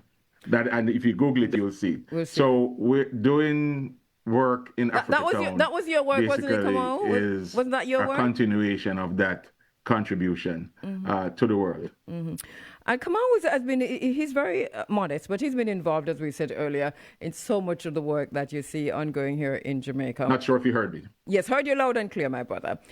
Thank you so much, Kamal. Thank you so much. I'll give you a final word, Chief Lewis. Support what our people are doing anywhere globally. The thing that I'm finding out that we need to do, you're doing it on IRE. We're having a conversation that we should be having globally. So I'm glad in France, in Paris, in Jamaica, in Haiti, in the Congo, in spaces in America, in Brazil, we have to purposely have conversations with each other, because I think we assume because so much history is behind this, something's happening. There's not as much happening as we think is happening with those of us that's really going to put our back into making sure our people are free financially and socially. Once we find this value with each other, once we have you come here, give you some collard greens and some okra in Africa Town, and we sit and chill and talk as brothers and sisters, we've done what we're supposed to do. We don't need a whole bunch of people. This is not the 1950s or 60s to where we need a bunch of people to march to Washington. We need a little mini swap of people to say we're going to support a project or something that our people are doing that's going to grow into something. And that's what we need. We need to keep having these type of conversations, because we got to understand who we are to each other. Well, I don't want to be on NBC News or CNN. I want to be here on this station having these conversations with our people. Thank you so much, my brother. We agree with you. A critical mass in the spaces where we need to be. Thank you so much. Thank you, Chief Lewis. Thank you so much, my brother Kamau. And we'll definitely be keeping in touch. Our focus now is to find our way to Africa Town. And Kamau will talk to you about Africa in St. Mary and Bongo Town in St. Mary, because we need to I know Africa Town looking also at a compound, but we're also looking at Africa Town to say, hey, here is Africa in St. Mary in Jamaica. What happened here? So thank you both so much, and we'll keep in touch. All right. Thank you. All right. What a story. What an event. And what a people.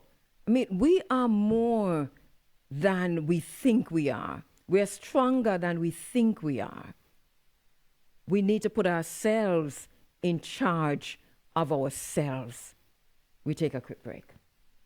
You get chopped? Not take that. Make Mocha FIB and the police help you. Call 311 or 1-888-662-2847. The time by the FID, Mocha and the JCF is 4 minutes after 8 o'clock. And every time we talk about the Clotilda, we remember also the Zong.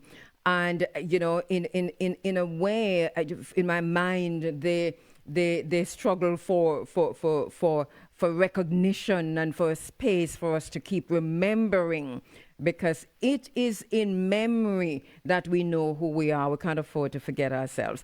All right, going to our next very special guest inside of the Africa Forum this morning.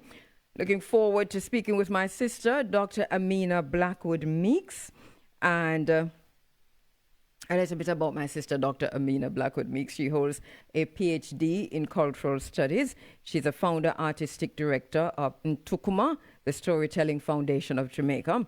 She's an award-winning writer, actress, storyteller. Dr. Blackwood Meeks weaves tales from the loom of her practical knowledge of the Caribbean. Her life skills as mother, grandmother, educator, communication specialist, political scientist, social and cultural policy researcher, analyst, and farmer. And when she comes on, she's going to tell me that she don't know who I'm talking about.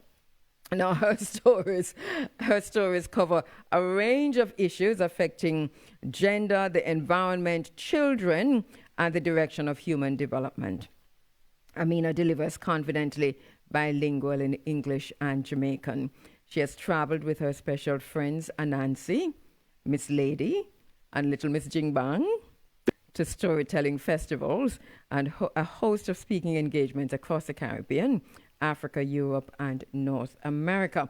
Standing by to speak with Amina, because Amina has now writing children's books, and they're doing pretty well. Also now supplemental reading from the University of, by the Jamaica Ministry of Education, which of course include the highest levels. So it's supplemental reading for our children. And we want to talk to her this morning about that. That's what we're talking about, Amina's writings. And she has been posting on social media too about some of what she's doing with the books, the children books. So we're standing by to speak with Dr. Amina Blackwood Meeks coming up in a minute. Let me tell you. Okay, do we have Amina? Do we have Amina online? No. I'm not seeing you, but I might be hearing you. No? Okay, no. So not yet. Dr. Amina Blackwood Meeks, dial in. Amina has a way to come in. I wonder if she's expecting to come in that way. All right. So Dr. Amina Blackwood Meeks, we're standing by for her. In the meantime, I know that there is something that I should... Yeah, my brother Bert Samuels, I'm seeing you. B, do me a favor, no? You send me a voice note, text it, because I'm not going to be able to listen to the voice note. Yeah, Fine Efun Baladi, my sister who is in South Carolina. Good morning, my sister. How you doing? Thank you. Also, my sister who is listening in, this is my big sister now, listening from Tunisia. She says, I understand that the Tunisia team is very young and inexperienced, but at least they will gain some valuable experience in World Cup football. And she said, I thought Roger's surname was Asphalt. Yes, because we call him Roger Asphalt, and him call himself Concrete Asphalt. But when we interview him on radio, him give him name Roger Asphalt. And so that is that. All right. K. Azikwe, my brother, he says, Grand Rising Kabu, and to you, to my brother, he says, it is most distasteful what FIFA did to IT. That alone prevent me from actually enjoying the matches. I know, my brother, I know. I'm feeling the very same way. And Busy Campbell, busy, my brother, how you doing? He says, morning, sister, and I must say, I believe there is so much corruption in the world of football. It is unbelievable, but time alone will tell. The Creator not sleeping. One love and respect. Yes, my brother. And Andrew Lumsden says, good morning. Okay, given that Haiti are the only Caribbean representatives in the World Cup, it is disappointing how few flags there are on cars. To be honest, I haven't seen one. Then when you do it Curacao, I agree with you. Curacao. Time of the morning. All right. I'm hearing good morning. Where am I hearing the good morning from? Hello? No. All right. We're standing by for Sister Amina Blackwood Meeks. Thank you, Andy. I'm seeing. And Zaire and Haiti, he says, were in the 1974 World Cup. Of course, now the DRC, because they changed their name. Isis, what is this you sent me? Let me have a look at that. Also, why that not opening? Okay. All right. So we're inside of the Africa Forum. It is Running Africa. And oh, yes, from the House of Seba. Let me go see what this is. I'm not sure what's happening. I'm trying to open some stuff. But I know that at the House of Seba, that there is an event for a celebration of Leonard Howell. The House of Seba, in association with the LPH Foundation, presents Leonard Howell Day, June 15, at the House of Seba, Sacred Space at Salt Marsh in Trelawney, and it's featuring guest speakers, drumming and chanting and poetry, Ital food, natural juices, holistic healing tonic, herbs and spices on sale. That's from the House of Seba. Also, I know that there are some court dates for the, we're fighting like crazy in Jamaica for access to the beaches, access to the sea, access to the rivers. And some of those are actually in the court. Some of those cases are in the court. And a lot of them are coming up between now and end of month. So next week, Jabem Jamaica Beach Environment Movement. In the courts, Monday, June 15, St. Anne's Bay Parish Court. And this is for the Miami Bay prescriptive rights case. That continues. Thursday, June 18. Thursday, June 18. St. Anne's Bay Parish Court. The judge is scheduled to rule on more opening days to the public to Little Duns River. And this is for the Little Duns River prescriptive rights case. So that's Thursday, June 18. You know, I think it's a very important case, Thursday, June 18. Well, all of them are important. But remember, there's a fight for access to Little Duns River. We have ostensibly been locked out of Little Duns River. It's open on some days and not on some days, and there is a fight for Little Duns River. I mean, there is a serious fight for Little Duns River.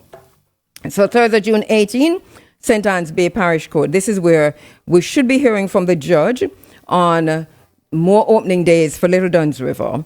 All right. And then Friday, June 19, Portland Parish Court, Port Antonio, the trial for the customary rights to the Blue Lagoon begins. I know that we are seeing a lot of articles and editorials about access to the Blue Lagoon. And they're making the people of Jamaica out to be liars about whether or not there is access to the Blue Lagoon. The Blue Lagoon situation is not about being able to go there one day. The Blue Lagoon is a critical point of liberation, and when we are talking about access to spaces, because the Blue Lagoon was initially open to the public, and there was a road, a through road that led to the Blue Lagoon, a parish council road that has been blocked off. So when they say you have access to the Blue Lagoon, access how? Because people have to be going through a private property to get to the Blue Lagoon. So first of all, open the road, the parish council road that you have blocked off to the Blue Lagoon. And there's disingenuous journalism, you know. Let me tell you something about journalism. Don't think that journalism is an objective profession, you know. Journalists are not objective. There's no such thing as objective journalism. It is not possible. Let me tell you why it's not possible. Objectivity is not possible in journalism because, first of all, the journalists come from somewhere. Whether you come from America, Jamaica, Portland, Bacawal, Dongle, or Italy, or the Riviera in Portland. And there is a Riviera in Portland. Remember that. There is a Riviera in Portland. And for those of us who have been going to the Blue Lagoon for many, many, many, many moons from we born till now, we know the Riviera. Because when you enter the Blue Lagoon and you're taken on the boats on the sea, you can see the Riviera. So journalism comes from somewhere. So you are impacted by where you come from, your environment. You're impacted by how you grew up, your religion, your emotions, your thinking. So there is no objective journalism. Objectivity comes from reflection and reflexivity and being able to reflect. But no journalist now reflect around here. Remember, I'm tell you why no journalists now reflect. Because journalism is controlled by who owns the space. Who owns the media? And that's how it comes. So you might write your story and it is quite okay. But who own it? Who own the Gleaner? Who own the Observer? Who own IRFM? Who own RJR? Who own TVJ? Who own Nationwide? That's our journalism. I'm there. Good morning, Dr. Amina Blackwood Meeks. Good morning, my sister. How you doing? I am well if you two are well. I am well. Ubuntu. Ubuntu. Uno Ubuntu. Amina, We don't have a whole part time because I was just, when me and you No, talk, yes. I was just about to go off track, because that's how we do our interviews, right, me? Yes, because I want to get right into the Blue Lagoon and the media ownership, but that's another story. That's another story. Please come back for that because we have just about 10 minutes up. Tell me about your books. Congratulations. The work you have been doing is phenomenal across the world, global, local, and global. It's phenomenal. And when I saw the books, I'm here dancing. So tell me about the books, first of all. We're going to put them up on the screen. Books, it's a wonderful collection of 4 books that we are calling Amina's Children. There are 2 children, a boy and a girl, Johnny and Makeda. And there you have it. And it's the adventures that they go through, beginning with Johnny discovering that he was just the most beautiful creature in the whole wide world. And that when he was made, Great Spirit told him, "Up, you mighty race, you can accomplish what you will." So the books are grounded in identity. And then Don't Hurt That Bird is an account, a fictionalized account of Nanny up there in the Blue Mountains. Wow. Hello, We Need to Build a New Nation is about a little girl who imagines that she could be the next prime minister of Jamaica and all the things that she would do to build this new nation. And then Makeda discovers that every single bridge in Jamaica has historical significance, featuring, of course, the Bugwalk Gorge and how many Africans had to build that bridge. So the stories are rooted in our history, in things that children should know, but which we do not yet know. They have Caribbean references. So in one book, we talk about the Patu in Jamaica, but we also compare him to the Cicero parrot from St. Lucia. We talk about the green monkeys in Barbados. So although they're rooted in Jamaican identity, as you said, they have global appeal, and our Caribbean children should be able to relate to them. One of my favorite things about the books is that they encourage intergenerational bonding. Yes. Johnny always ask him grandfather something. Mm-hmm.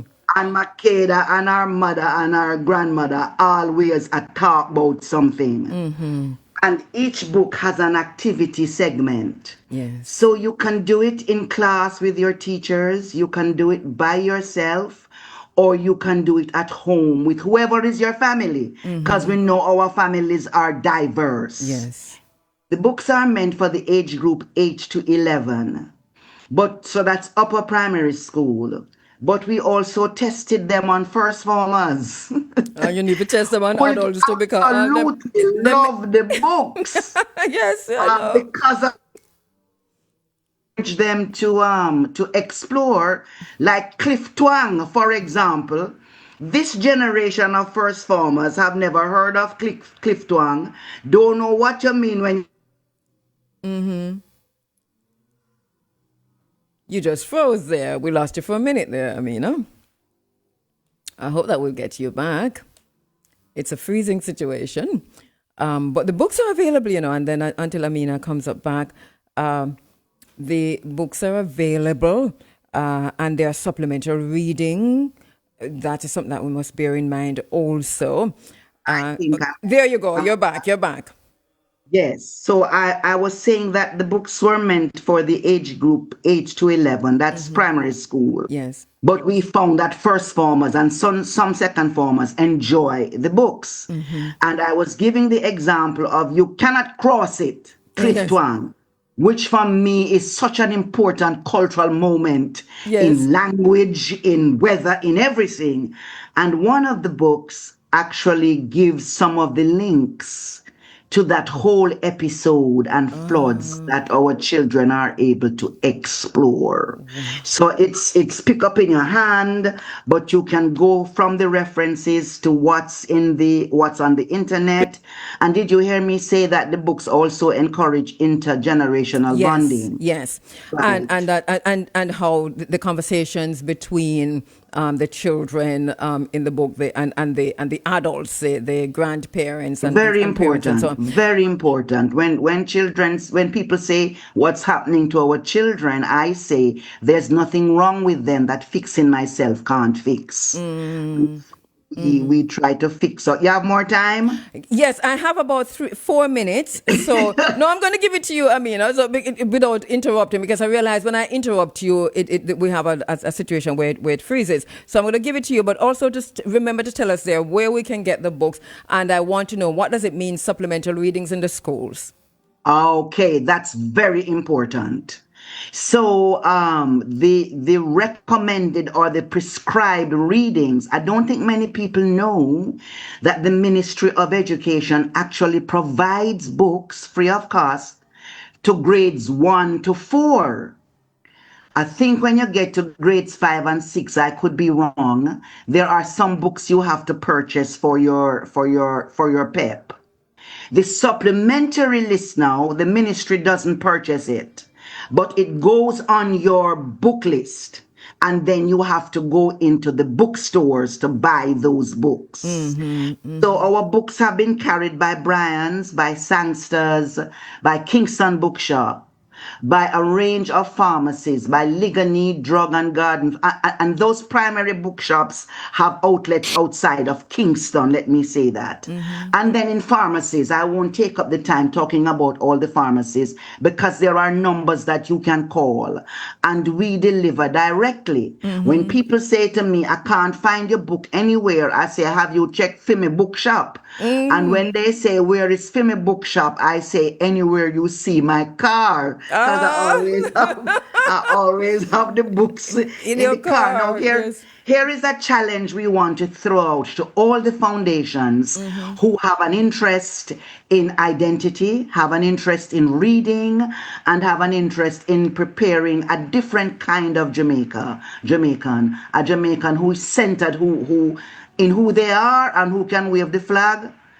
Buy the books in bulk and distribute them to your schools. All the foundations work with a number of schools. We see them going to the schools for Read Across Jamaica Day, for example, and promoting other aspects of academic achievement. Buy the books in bulk. I Buy the mean, books. I'm getting quite a few messages, and Yes. especially about can't cross it. Nobody can cross it. So that a lot of laughs and so on, but people are really, really fascinated by it.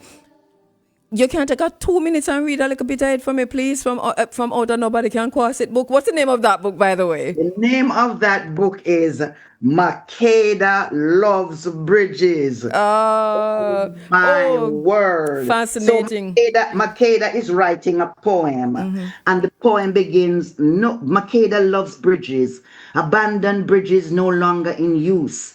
Ancient bridges we cannot reproduce. Bridges with names that sound like a mystery. She loves bridges that take you through history. Oh Lord, Makeda loves bridges. Something special about the one in Mansion Hill, where people discovered that freedom was real. The news came at midnight and made them dance, broke out into brockings at every chance. Makeda loves bridges, where the river Muma resides, where enslaved Africans worked amidst the rising tides.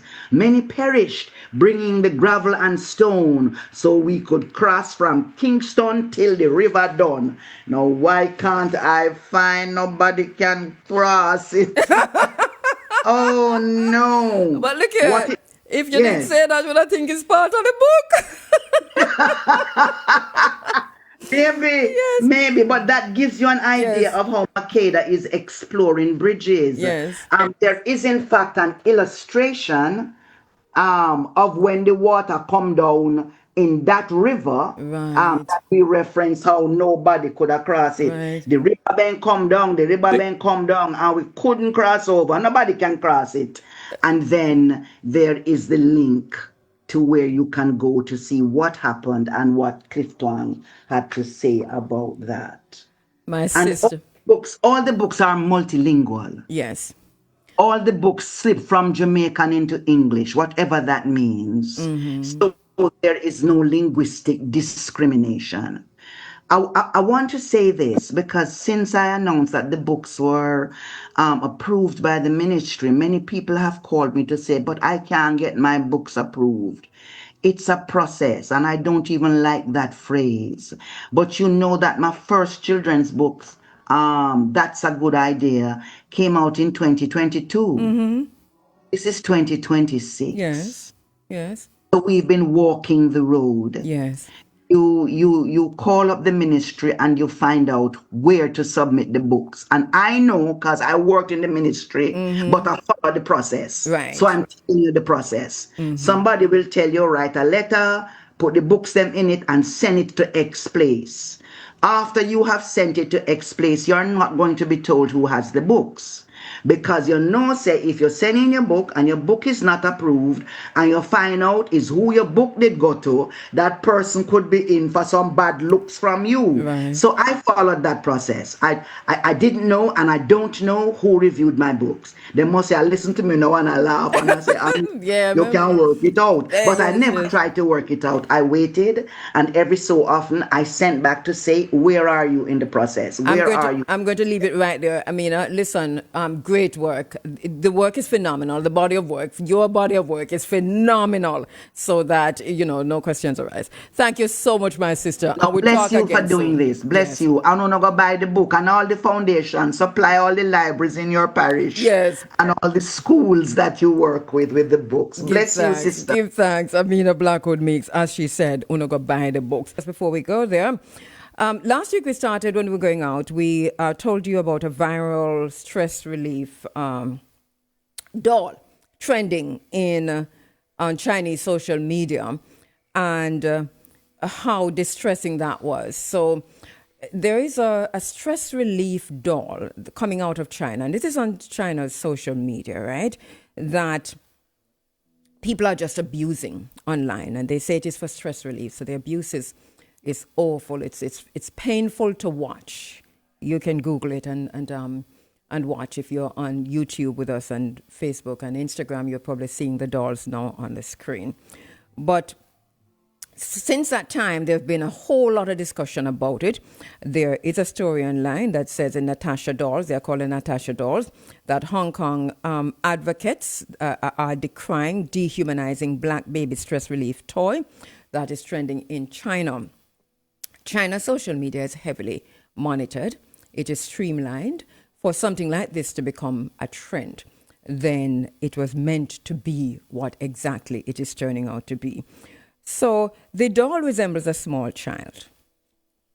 The most popular version is dark-skinned and features exaggerated racial features. Buyers, you literally see them online filming themselves, beating the dolls, stretching the dolls, boiling the dolls, stomping on the dolls, and any form of abuse that you can think of, the worst kind of abuse that they're doing to these black baby dolls. And we have a comment from a writer who said, no design is created, marketed, and sold in isolation of thought and purpose. The design, manufacturing, and selling of a black baby doll to abuse at one's whims is a root of the existence of movements like Black Lives Matter. And we have also another comment where France, African-American writer, has said, by inviting people to take out their stresses on black bodies, we invite populations to abuse our black bodies at their whims, robbing us of our actual humanity. While this is a game to others, black people are experiencing widespread global abuse, which is a result of portrayals of us in such degrading ways. We have not heard much from China itself, but another African-American entrepreneur, advocate, and long-term Hong Kong resident has said that there seems to be an endless fascination with black hair, black skin, black lips, black bodies, and black culture Yet people are shocked when we speak up. This is egregious, insidious, and it comes on the back of the videos that we see coming out of Africa. Because we talk about China and Africa, we're going to have to call out racism without apology. We're going to have to call out racism without fear or favor. And we have to call it out wherever it is. In China, in Africa, we see videos of black children being abused. And there is an entire market on the web, on the internet, on the social media for the literal, this is not dolls now, we're talking about the literal abuse of black children, young black children. We discussed that here when it happened, when it was trending also. We talk about China and Africa and the way that in Ghana, for example, where there are, when ownership is given to land spaces, to land masses, to rivers, to waterways, to mines, and so on, where black people are losing access to Mr. Wisdom, sorry. Mr. Wisdom. This is our engineer, Mr. Wisdom. Come right here, come tell me what you're saying to me on the microphone, Mr. Wisdom. I know you can't, but anyway, I'll see you later. But this is really crazy. Yes. Listen, I don't know how much more we can take, but we must not stop talking.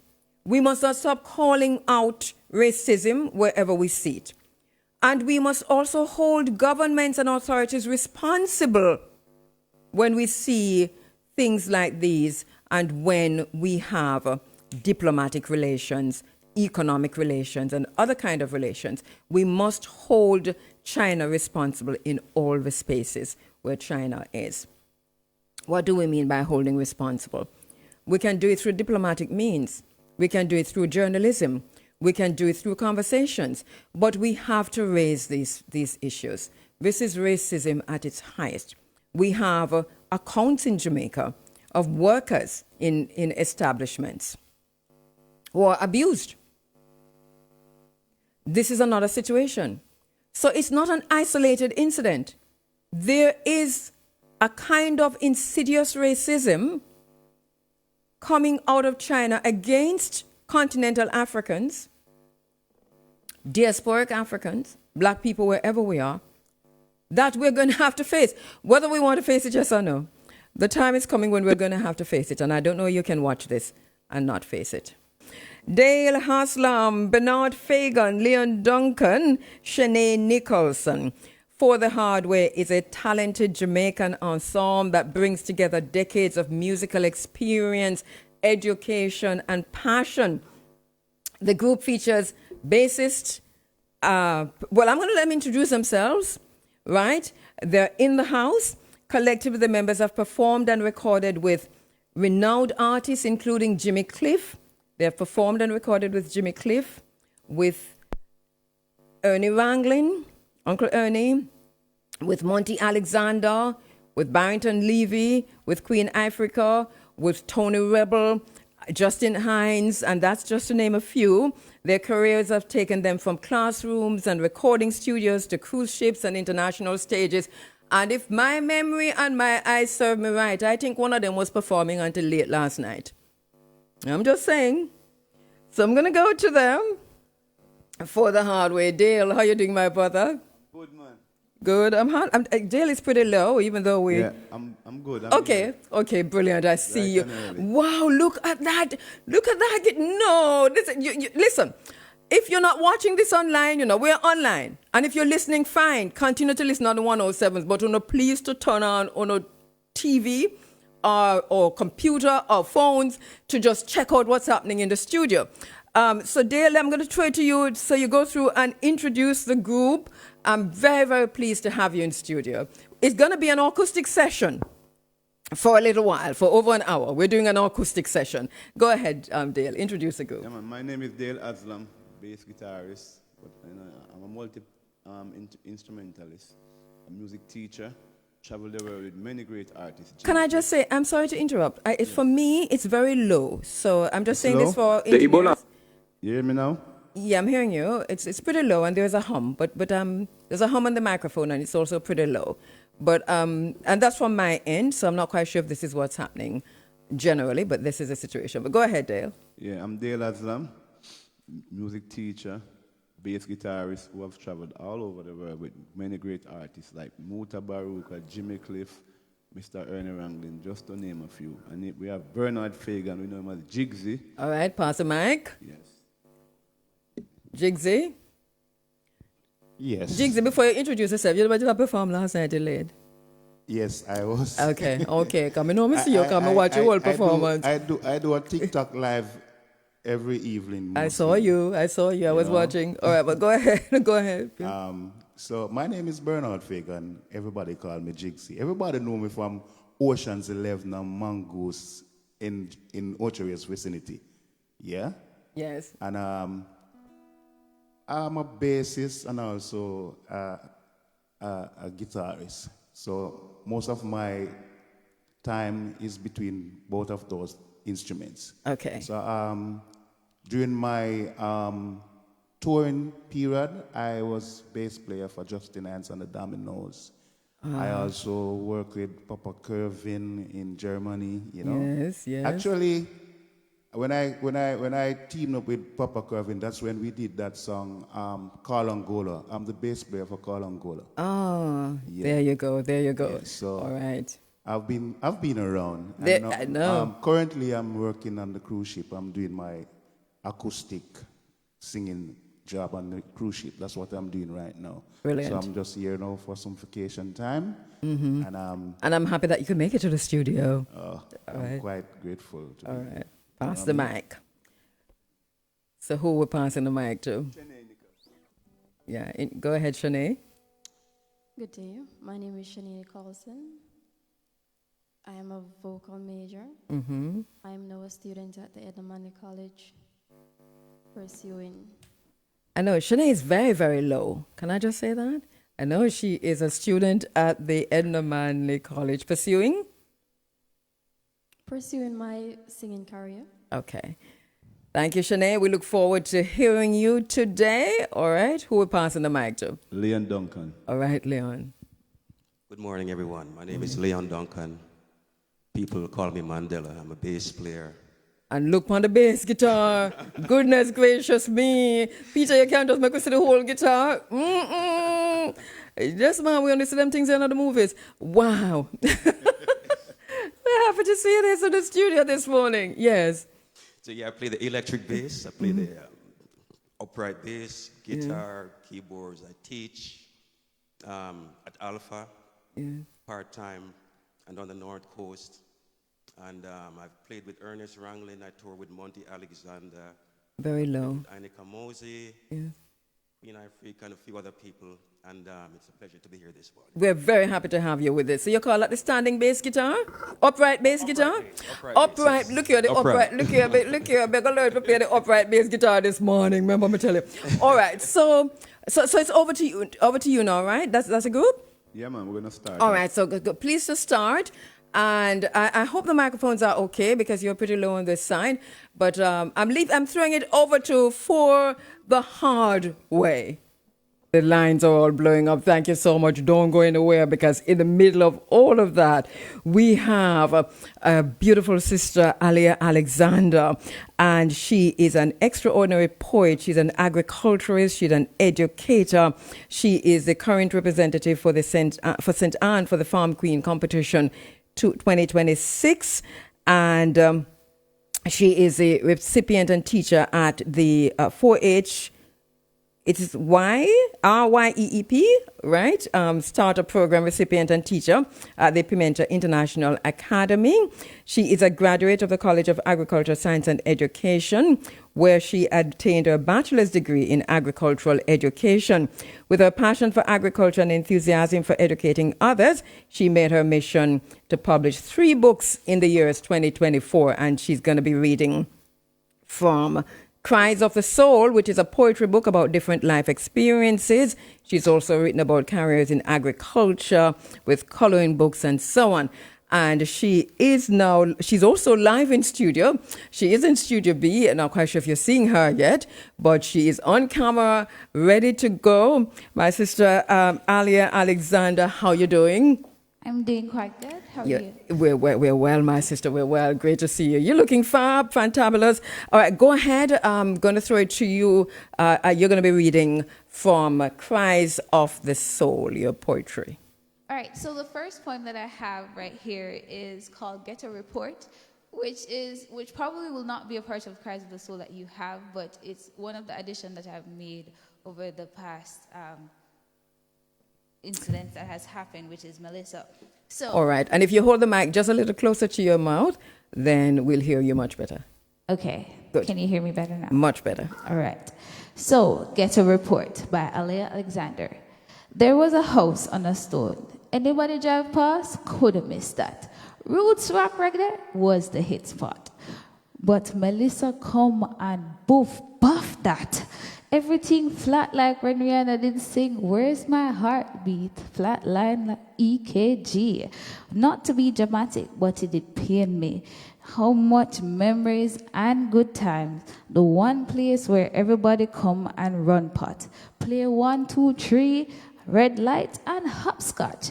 Melissa crossed the island with catastrophic winds and torrential rains, inflicting widespread damage. This headline was like no other, with every BBC, ABC, NBC, and other letters of the alphabet, making it known that JAMAICA was down. But as the former Patrick Henry would say, divided we fall, united we stand. And that was Get a Report. Thank you. Now I'll be reading another, which is mostly requested for some reason because I had posted it on TikTok for a few days now when I was at the event in Rio Nueve. And this one is entitled How I Would Like to Be Loved.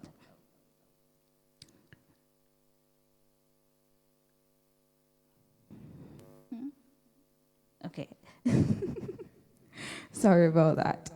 So, how I would like to be loved. I want that to be loved unconditionally. I want to be loved to the point where I'd have to question, but I'll be reminded every day. I want that type of love that makes me smile so hard that my cheeks hurt. And even on days that I'm hurting, I can express myself and feel better because you listened. I want that type of love where building together doesn't feel like a chore, but rather something that comes naturally. I want that type of love that's not forced. I want love that leaps when it feels like it and keeps pacing. I want that love that makes you feel okay even when you are far away. I want that love where I don't feel the need to be someone else. I want that love that checks upon me and helps me stay present on days when my brain is wandering. I want that love that feels like a Bible story, unraveling, where after all the prayers, the blessings just keep on coming from generation to generation. And no matter the circumstances, the peace we feel is beyond explanation. That love I want. That love I have. So that was how I want to be loved. And then last but not least, because I would like to do just one more by request, and that would be I love you. When I say I love you, it's not just for now. It's for everything to come and what has been there before. When I say I love you, it's not just me trying to express how appreciated I am. When I say I love you, it's a promise to always be there for every ups and downs. Thank you.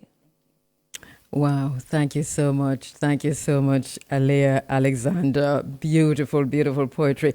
And you can get her book, Cries of the Soul. Her name is Alia Alexander. The young people are in the studio and we're loving what they're doing. I'm going to take a quick break and come back to our acoustic session.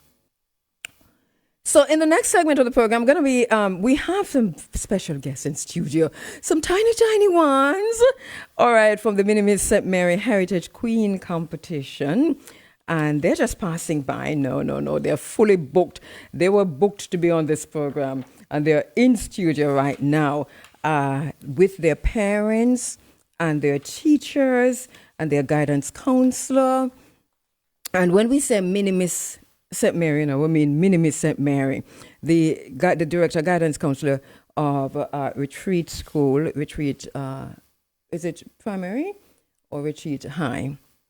Mr. Warren White is in.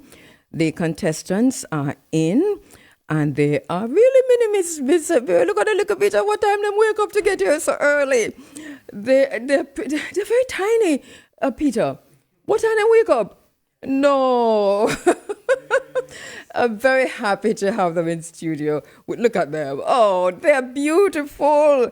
Listen, so we're going to be hearing from Athena White, who is a parish national queen for St. Mary, Chardonnay Forbes, representing Gale Town Town Center Grocery and Goshen Primary, Shekane Cole represented Elite Beauty Salon and Port Maria Primary.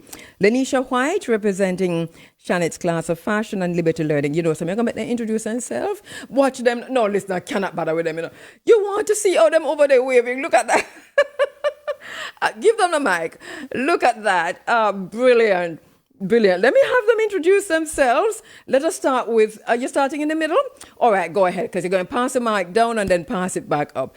Please introduce your beautiful, gorgeous, pretty, bright-eyed selves. Go ahead. Good morning, Jamaica. My name is Athena White. I am 9 years old and I am representing the beautiful parish of St. Mary. All right. Pass the mic. Good morning, everybody. My name is Paula Collins, and I am representing the beautiful community of St. Mary. Wow. Good morning, everyone. My name is Tatiana Najir. I am 9 years old. I am representing the beautiful community of St. Mary. Wow. Good morning, everyone. My name is Lanessa White. I am 12 years old. I am representing the beautiful parish of St. Mary. Wow, I can't stop saying wow. Wow. Good morning, IFM listeners, families and friends, teachers as well. A pleasant morning to you all. My name is Gianna Forrest. I am 10 years old, and I am representing the one and only St. Mary. There you go. Brilliant. Good morning, everyone. My name is Chardonnay Rashika Forbes. I am 9 years old. Yes, Chardonnay, and you're also representing St. Mary. All right, somebody's saying something there, so she's distracted. All right, so who else do we have? Good morning, everyone. My name is Ikea Plunkett. I am 11 years old, and I am representing the beautiful parish of St. Mary. Brilliant, Chardonnay. So I'm going to take you back to Chardonnay. Finish what you were saying, Chardonnay. Go ahead. And I represent the beautiful community of Gale. I thank you. Okay, because you were changing to Gail because Gail is also in St. Mary. My sister, she's not going to forgive herself for not saying it. That's why we went back to her. Beautiful. You're all beautiful, brave, bright, and wide-eyed. And thank you so much for coming in. By the way, so who has a microphone now? Go ahead. Good morning to all the listeners. I am Najela Amani Osborne. I am 8 years old. Mm-hmm. I am a social skill warden in my class. Thank you. Look at that. Yes, brilliant. Good morning, everyone. My name is Shantaniqua Brown. I am 11 years old, and I am representing the beautiful parish of St. Mary. Wow, beautiful. Good morning, everyone. My name is Shakwane Cole. I am 10 years old, and I am representing the beautiful parish of Saint Mary. Listen, now they are beautiful. The parish beautiful, and they are beautiful. Mini Miss St. Mary Heritage Queens in the house. And also, if you notice, someone is wearing a crown. So we'll come back to her shortly. But so who do we have with the microphone? Introduce yourself with the microphone now. Good morning, everyone. I am Donique Smith-White, one of the directors of the Minimis Saint Mary Heritage Queen.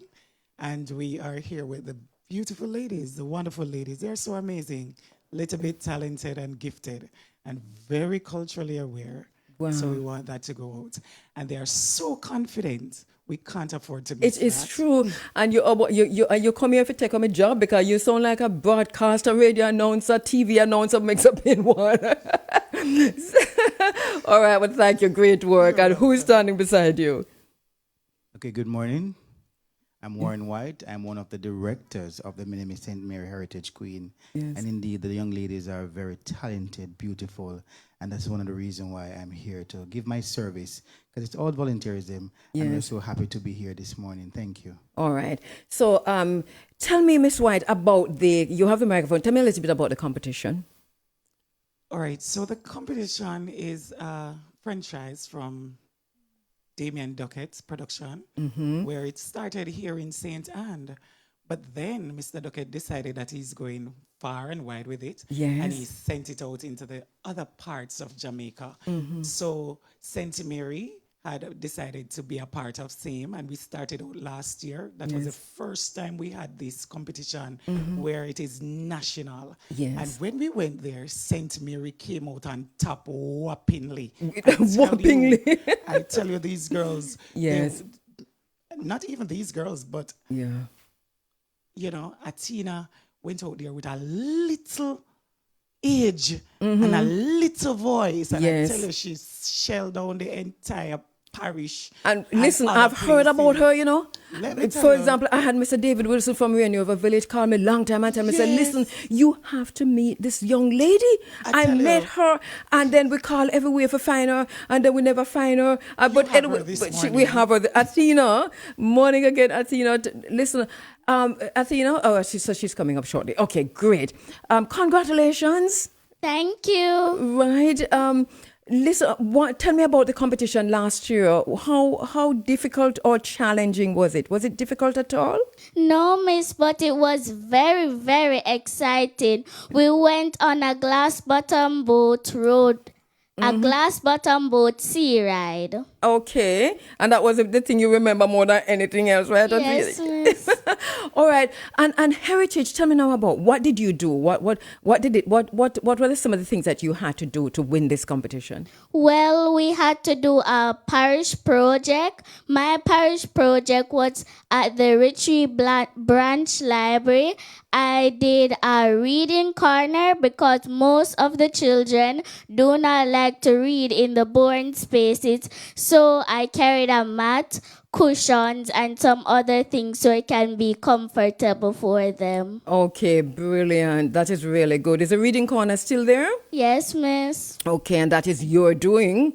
That is very innovative. All right, and did you have to do any talent, anything, poetry, song, performances? Yes, miss. For my talent piece, I did a dub poem. You remember it? Yes, You can do it miss. for me now?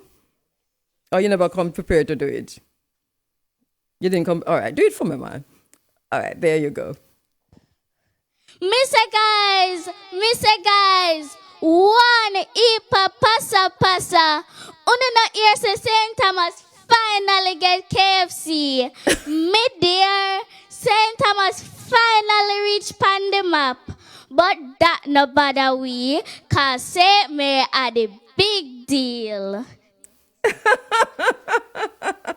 That is quite something. Listen, it's okay. Thank you so much. That's brilliant. I can see why you win. Brilliant and confident.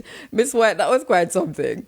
I tell you, it took the stage, it took the crowd. Yes. Everybody was just out and going for Atina. Some people didn't even remember that they are from other parish. Yes, the St. Thomas get took over St. Mary like Atina belongs to Let me them. ask you a question, Miss White. St. Thomas get KFC for true? Yes. that's brilliant. Okay, beautiful. We love that. We love that. Thank you All so right, so let me much. just find out from the other young ones what their project. Do they know what their projects are yet? You can tell me what your projects are. No, we have Not just yet? started. We are in the Okay. first phase of the competition, and so they are in training because the Okay. event is actually July 5th, All right, so 2026. July 5. Where? Yes. It's going to be at the Anglican Church Hall in Port Maria. That's where Okay. we're having it. What time? It starts at 6 p.m. sharp.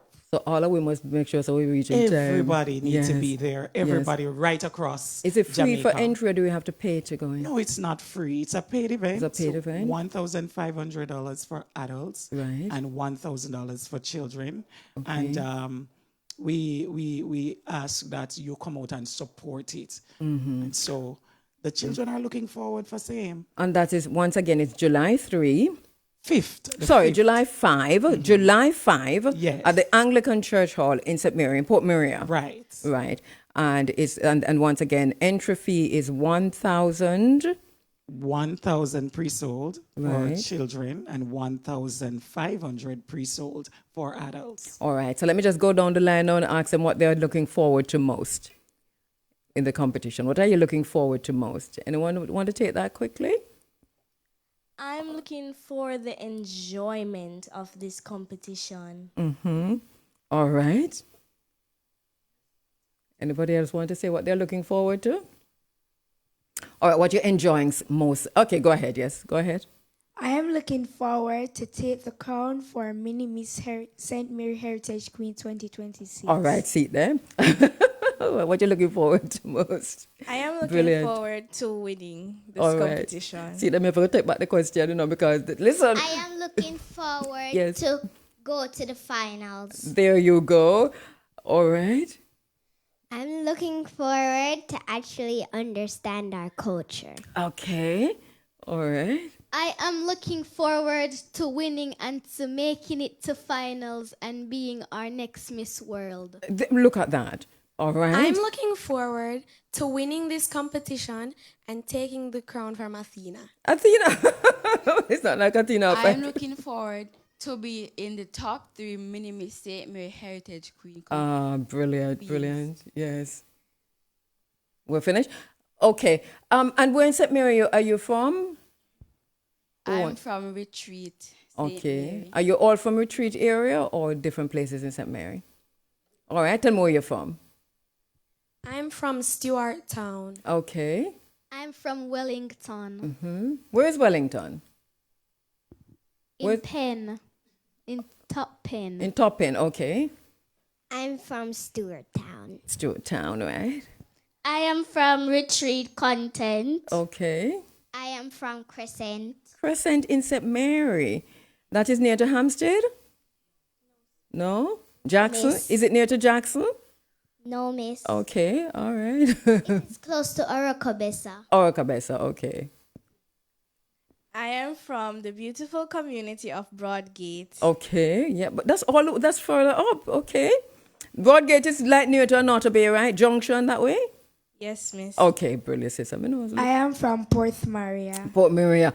All I'm right. from Castle Garden Villa Road. Okay, so what a wide representation of St. Mary. Look here, I wish you all the best, and I hope that you do come back in I'm the studio. from Gale. Okay, okay. You can't miss them. You can't No, miss no, them. no, not at all. All right. So, thank you so much for coming in. Once again, just to remind our listeners that the competition, the finals for the competition, because did they go through a process before getting to the finals? Before getting to this level, because they're looking forward to go to the finals. So they would have participated, some of them would have participated in their own school cultural heritage queen or pageants at their school. Some of them would have been selected by their teachers. And some parents just decided that they want their children to be a part of SAME because there is so much exposure to the competition and the cultural awareness and just building them as individuals. Okay, so brilliant. that's where it all started. Brilliant. Well, let me just have them go down the line again and tell me which school they attend and their favorite subject. Wow. Yes. I am a proud representative of the Portsmouth Primary School, and my favorite subject is English. Okay, beautiful. I attend Maho Hill Primary and Infant School, and my favorite subject is mathematics. There you go. I am from Freehill Primary and Infant School, and my favorite subject is integrated studies. Wow. I attend the one and only Three Hills Primary School, and my favorite subject is mathematics. All right. I attend Liberty Learning Center, and my favorite subject is social studies. I attend Free Hill Primary and Infant School, and I love mathematics. I love that, yes. I attend Liberty Learning Center, and my favorite subject is language arts. I attend Retreat Primary School, and my favorite subject is language arts. Ah, beautiful. I attend Goshen Primary School, and my favorite subject is mathematics. I attend United Learning Center Preparatory School, and my favorite subject is language arts. There you go. Thank you so much. We're going to hear from you again, I'm sure, maybe right after the finals, right after July 3. I hope that you all can come back, but we definitely... July 5th. July 5th. Why am I saying July 3? 5. You know, July 5. I need to write it down, July 5. And I know some of the parents are in the house. Are all the parents here? Yes, we have the parents with us as well. Okay, thank you so much. What time did they get up this morning to be here at this time? I believe some of them get up about 5 o'clock. Wow. Just to be on time. Oh, my. Because they were nervous. Anybody coming from then what about Broadgate? Broadgate was up from about 4 o'clock, man. But thank you so much. Thank you so much for having us. I'm going to give you a final word, Miss White. What we want to say out there is that we are inviting everyone across St. Mary and beyond to be a part of this competition. And as our ladies grow and glow, we ask that you will help them to be, better women of society. Because let me tell you something, they are indeed wonderful ladies. They learn quick and they are very much interested. And so we are inviting everybody to come out. Thanks to all our sponsors and future sponsors, because we are still seeking same. So we thank them so much in advance, because we know that this competition is going to be one with class, elegance, and character. Thank you so much. Thank you, Miss White. Thank you, Mr. Warren. Mr. Warren White. Thank you to the parents who have come out. Thank you to you.